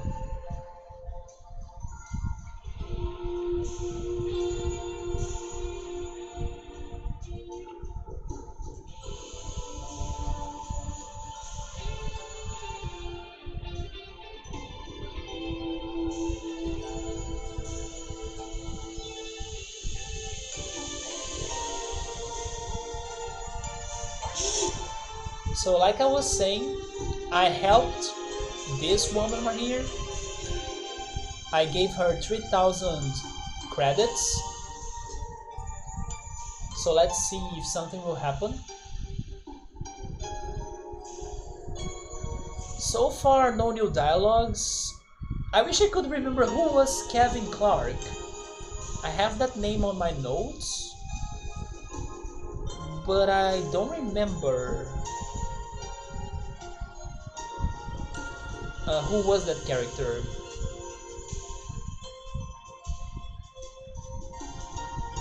Maybe it was the chef?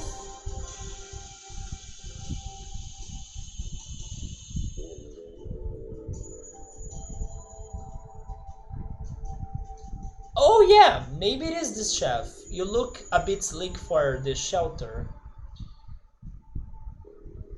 Yeah, name is Kevin Clark.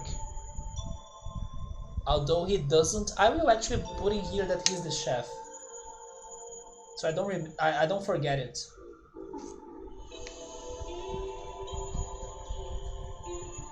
He says that we should come back later, but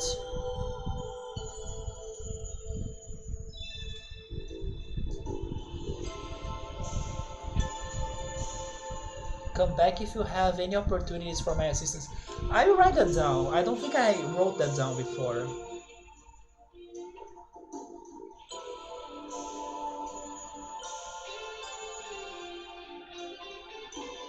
Yes, I didn't write this down.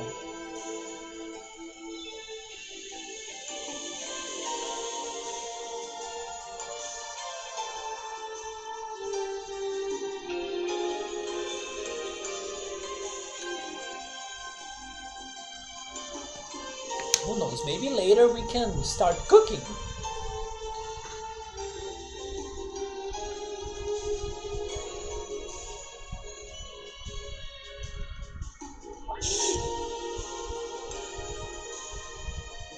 The situation with the police continues.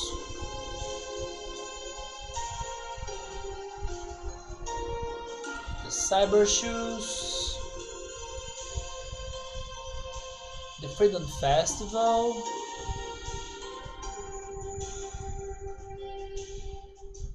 Well, at least the API and the police, they have drama between them.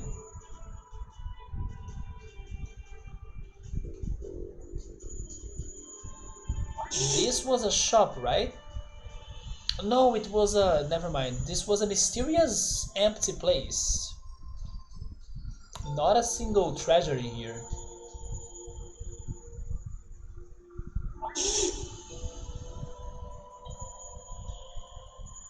Wait, you can buy this?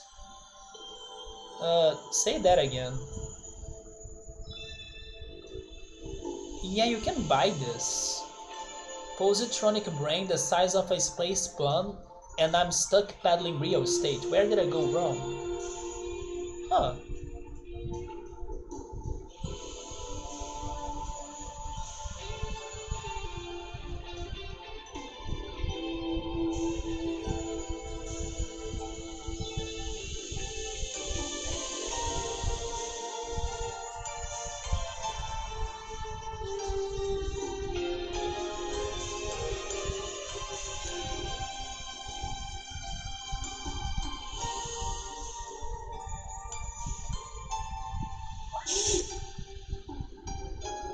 That was a tip, right?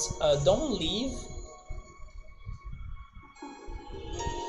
the streets of Gehenna or the rats will come back. So if I ever get the chance to like capture a rat, I shall not reset the location because then they will respawn. But I still don't know how to capture a single one. If only the space cat could help us out.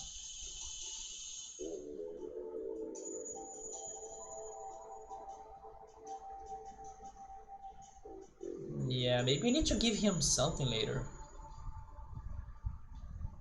Or maybe I need to get the cyber shoes the woman was talking about.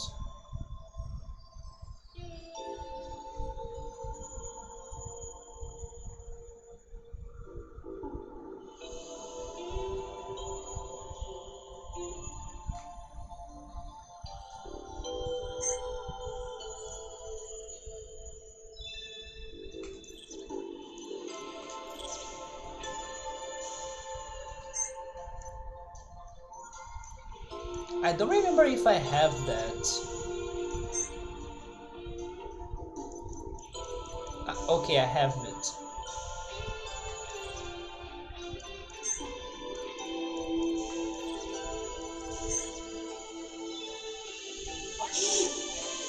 Yeah, nothing really new in here. Just the super excited fan that saw Lauren. But we can keep on going up, right?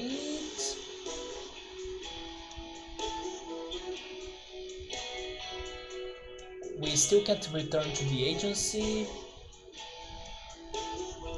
There is the Skybreaker Tower.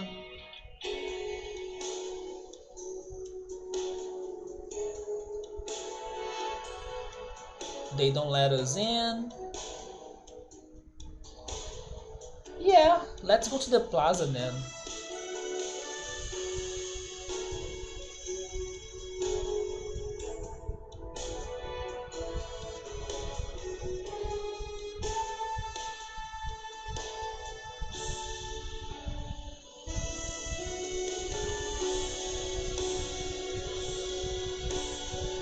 What happened down here? Like this big stain? Vote. We don't have time right now. Oh, it's like an arcade? Okay, I'm excited to check this place later. This down here sounds suspicious. I cannot enter. Skybreaker. I mean, the word in English is skyscraper, but it's the name of the company, right? Skybreaker.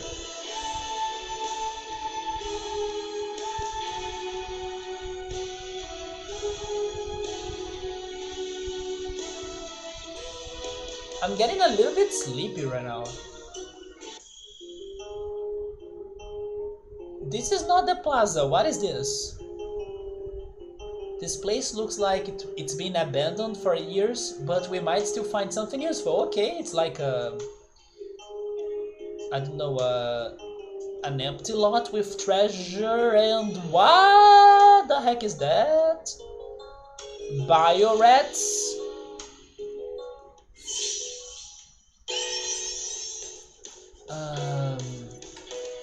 Opening slash. This is the death rat. It smells of death. What if this is like the building of rats that we learn more about them so we can start, I don't know, getting the giant rats of the city? Something around the lines of the Scutula houses in Majora's Mask, in Zelda Majora's Mask.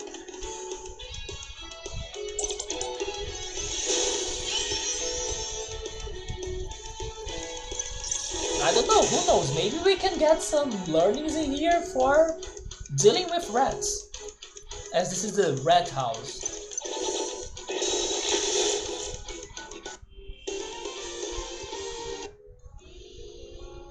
Or maybe... Wait, what? Vermin invasion in progress? Lockdown initiated, lockdown failure. What the heck is going on here?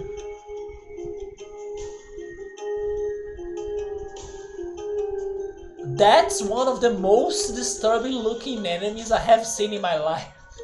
It's even worse when it's... Oh my god. I'm feeling so disturbed by that creature. Do not look crates or chests upon evacuation, violators. Why did they need to make it so big though? Holy shit, that was... I hate that so much! What were they saying? I shall not get the things? Oh, because violators will be prosecuted?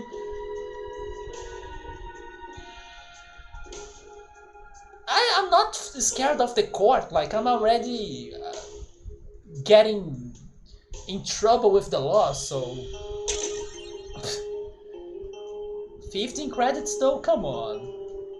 I just met the least... my least favorite ever enemy encounter, and then you give me only 15 credits? Man, I hate roaches. Ah, that's so ugly! God! A space roach! Isn't it great? Is this a MIB freaking reference? Can survive up to 12 minutes in the vacuum of space. Great, but I don't want to know about it surviving. I want to know about it dying and disappearing. God, why? I'm like not looking directly to it. It doesn't have weakness. Awesome, because it can survive in space, right? Nothing kills it. I hate roaches so much. I believe I have said before, but real roaches have been in my body before, more than once. So it's something that triggers me. I have had one on my foot, one on my shoulder on another time, and one day that there were three. Two on my shirt and one on my jeans.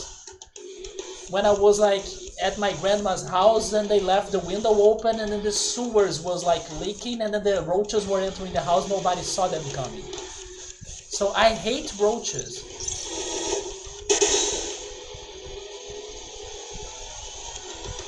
Just burn the whole building, let's burn them all! Although Subaru... Oh, that was ugly! Burning works better for spiders, right? God, I hope there is a good reward after this. Thank goodness it's not a boss. Like, imagine if there is a roach boss.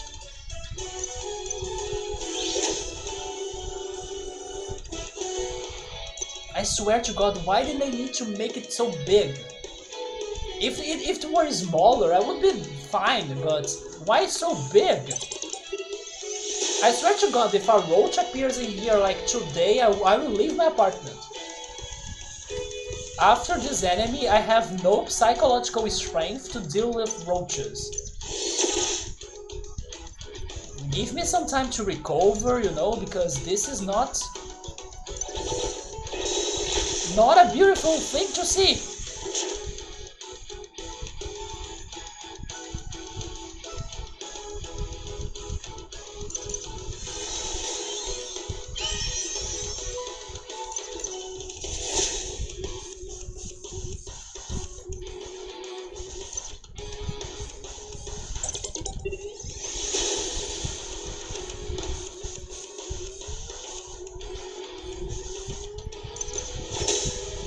But I'm getting a little bit more used to it now.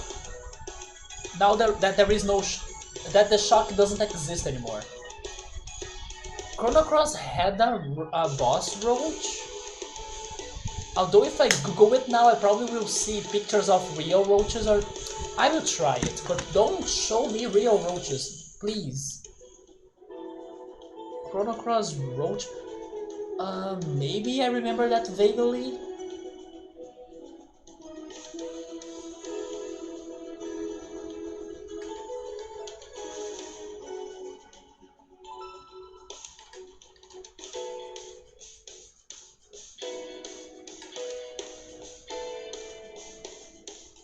Roaches there? Oh, okay, I found it. I remember him! He drops from the ceiling, right? I remember being shocked by that, yes. But I don't think he's that ugly. I think he looks better than this one guy right here. Because his shape is not like of a pure roach. He looks a little bit different. I see the roach on him, but it's not the same, you know. This guy here is pure roach.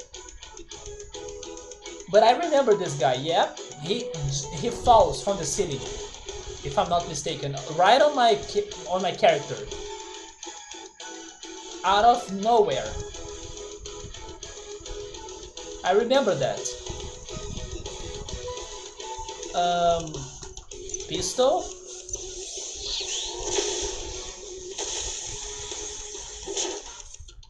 Okay, now I'll need to do some healings.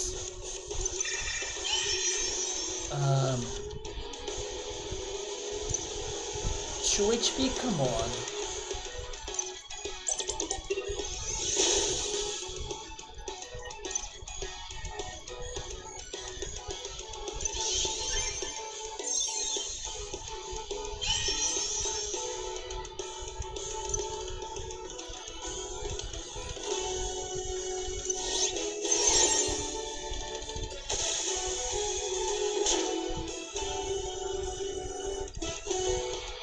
Is it only me, or the moment that Dave got to his endurance mode, or like he got negative health, did he lose the brightness of his eyes, of his glasses? I kind of felt like his glasses turned black pitch. Like, or maybe I should say pitch black, right? His glasses got pitch black just after he kinda died, or he's like giving his last effort. But maybe it was just my impression. Bye, you horrible thing!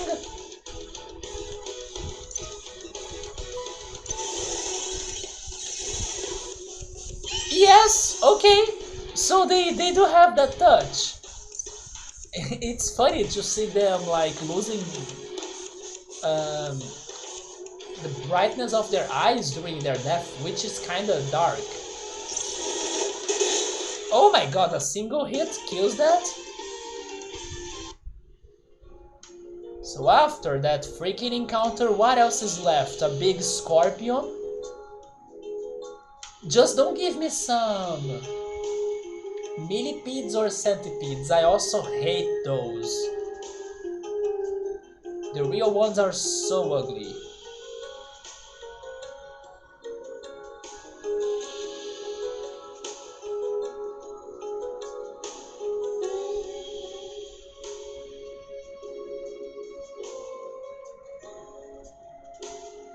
These places remind me of something else or another location.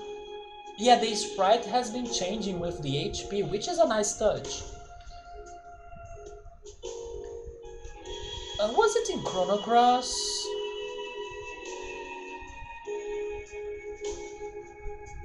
No, it was maybe Xenogears. That there was like an underwater. Could it be Final? I can't remember, but I remember a place that it was like some old house like this, but it had something to do about water as well. Like it was an underwater hideout full of ruins or, you know, trash like this. I remember that. Oh my god, just by the legs I know what's there. Why so big? Gee, oh, there are two of them.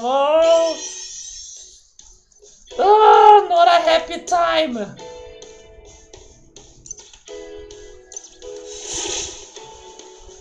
God bless.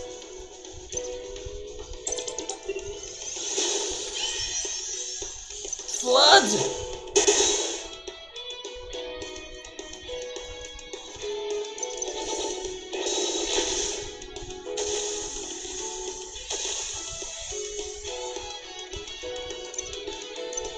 I gotta give the credits for the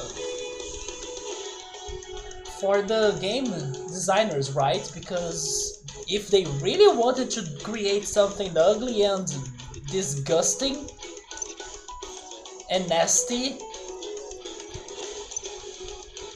mission more than completed, because I do feel very bad with this enemy. Which even makes me wonder, like, why is there no, or maybe there is, but why are roaches not like a bigger part in horror games? Because they should.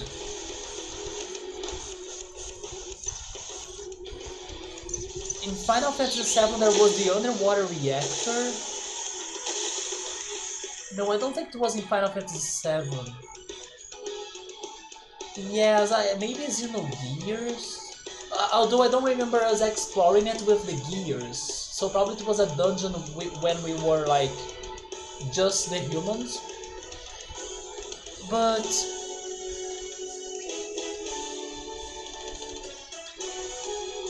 I don't know, I had the feeling it could be Chrono Cross. Or even Chrono Trigger maybe. Not the Ocean Palace though. It's interesting that I'm getting that flashback now.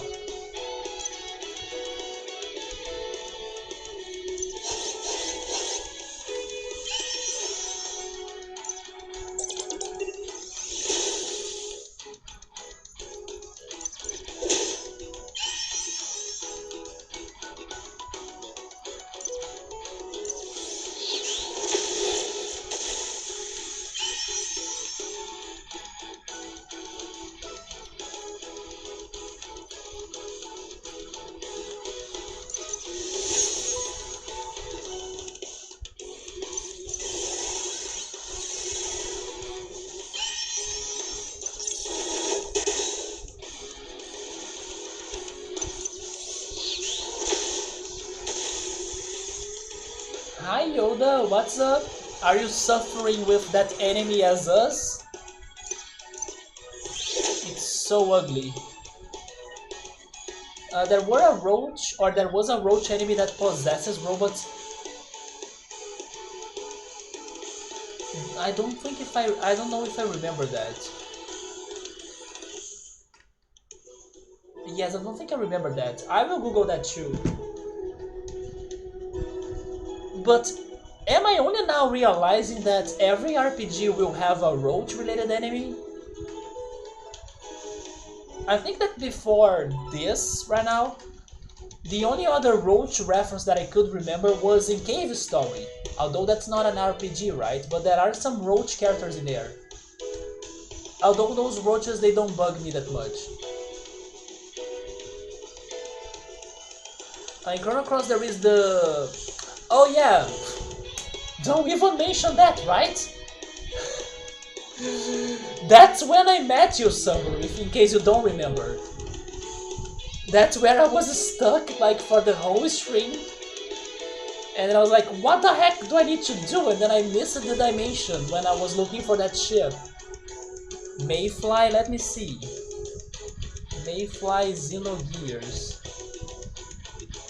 That's an awful name, right? You meet a roach and then the first thing that comes to your mind is it may fly.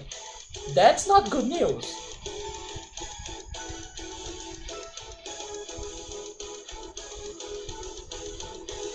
Thank goodness most roaches in Rio, they don't fly. But the ones in the Northeast, they fly. It's... Oh, I remember that! I remember that too, yeah. But to me, it looks more like a beetle, you know? Yeah, I don't know why, it reminds me more of a beetle. Wait. It is a mayfly, yeah. You guys have such a good memory for that. Once again, just like the Chrono Cross boss, they don't give me the first impression of a roach. But now knowing they were inspired on that, it does look like them, but you know, it's this one in here is like clear. It's a freaking roach.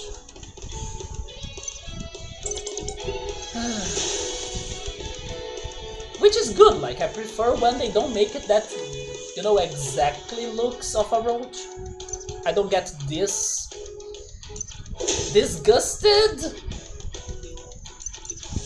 But again, horror games are missing an opportunity here.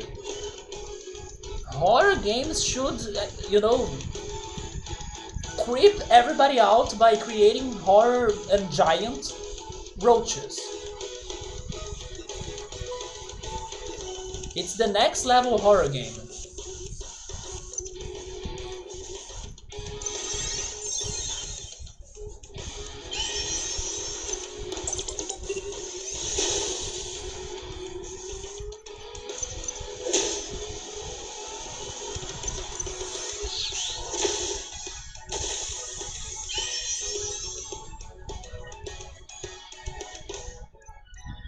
I don't have anything else to do in here. Unless I go for this, but I believe the fight is almost over, so I don't know if that's going to work. Yeah, it's ending now. I just noticed that the Reagan icon shows on the sidebar that shows us the turns, right? That's nice. They added a little icon there. I only saw that now. But now I'm a bit sad that I couldn't remember this dungeon that I remembered. Could Final Fantasy VI have something around those lines too? Like an underwater abandoned house or something? In Resident Evil 2 there were roaches in the vents and they used it to cause damage. In the remake they put them or they placed them in the... How is that in English? How is it? It's not just like Necrotarion, is it? Maybe it is. Let me confirm.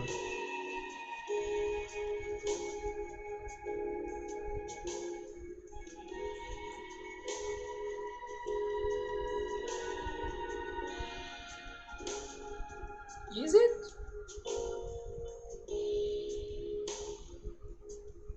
I mean, it is, yeah, Necrotarian.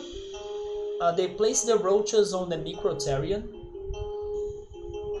but they don't do anything. Oh, they are big at least? Yes, I do have some sort of problem when things are bigger than what they should be.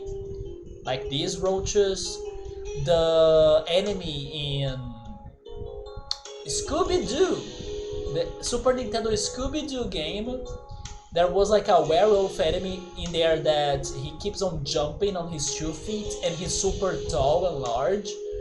So every time he showed up on screen, I used to feel scared of him. I do have I do get intimidated when things are bigger than what they should be. For example, in Resident Evil 8, there is my least favorite ever zombie of Resident Evils, because they not only turned that thing into a zombie, but they made it super big. So yeah, it's something that scares me when things are bigger than what they should. Not even just like the looks, right? But the size is also impactful.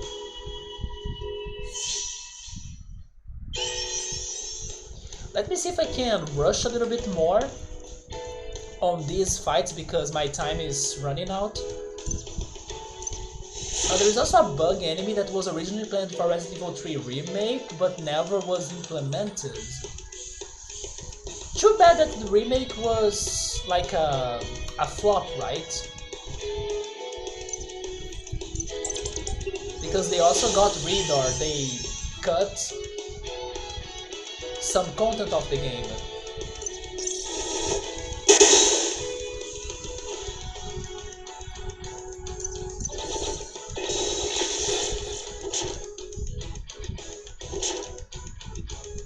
But is there a bug-related enemy that got some highlight in the Resident Evil franchise? I can't remember. I know they love fish, right? We have a couple fish zombies.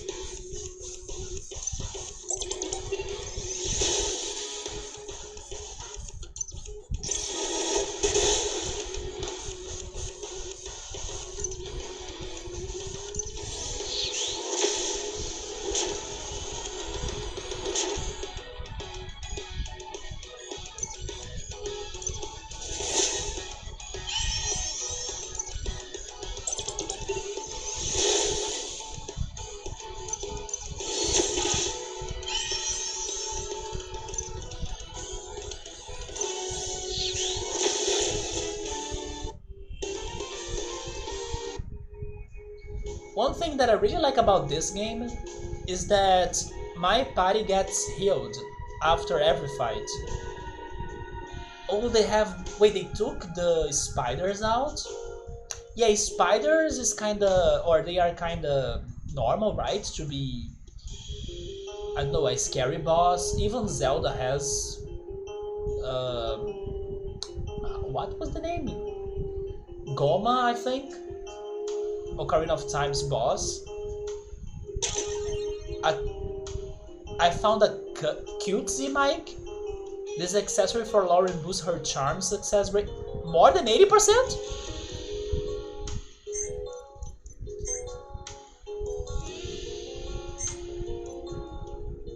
That was once owned by a pop star, like a very old one, right? Because now this house was completely abandoned, full of big roaches and rats. But we found a cute Mikey here somehow. And I think it's all like...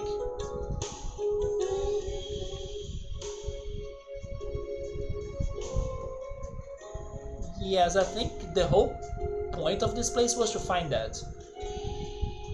In Resident Evil 5 there is the Reaper. He looks like a roach. Do I wanna Google that?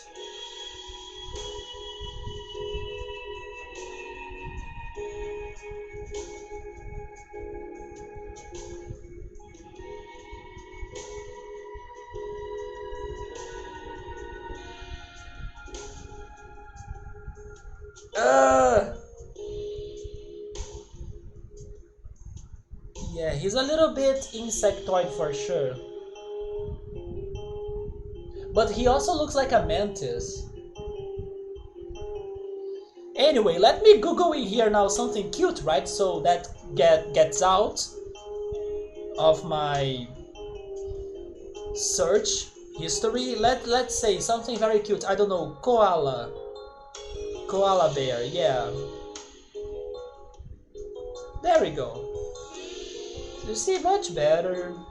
The right and proper use of Google. Now, next time I open my browser, that's what I'm going to see, not like roaches.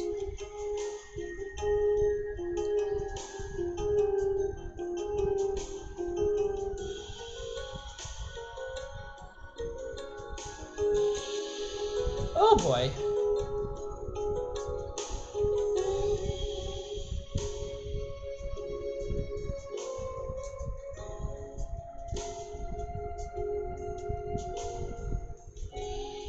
I still don't get those computers right here.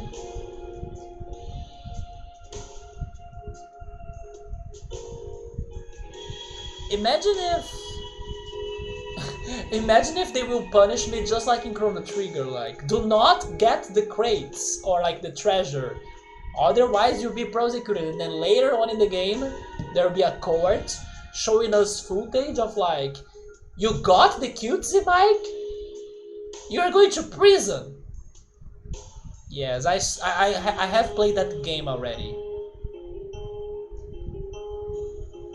I actually would love that in case this game does such a thing to us. Like, you were warned, and then you still did it.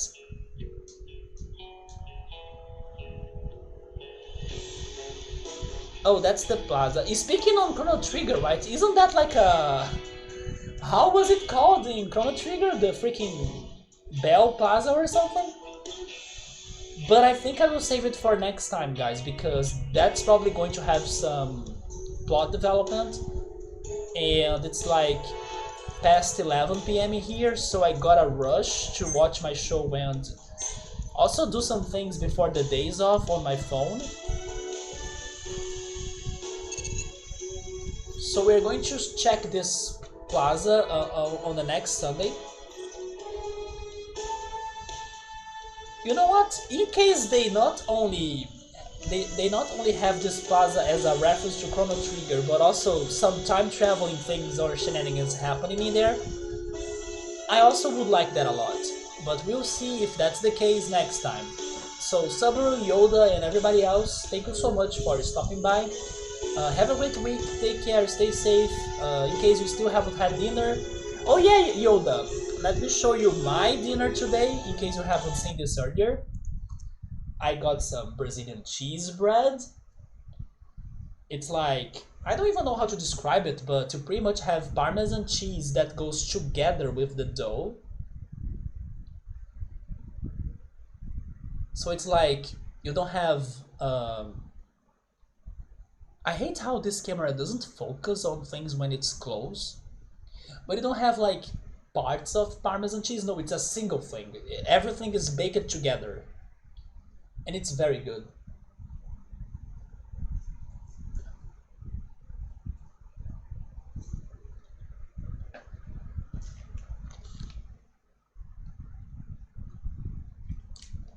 You can find it in the US. So in case you wanna try it out, I highly recommend. But guys, that's it. Thank you so much again. Have a great week. Take care and goodbye.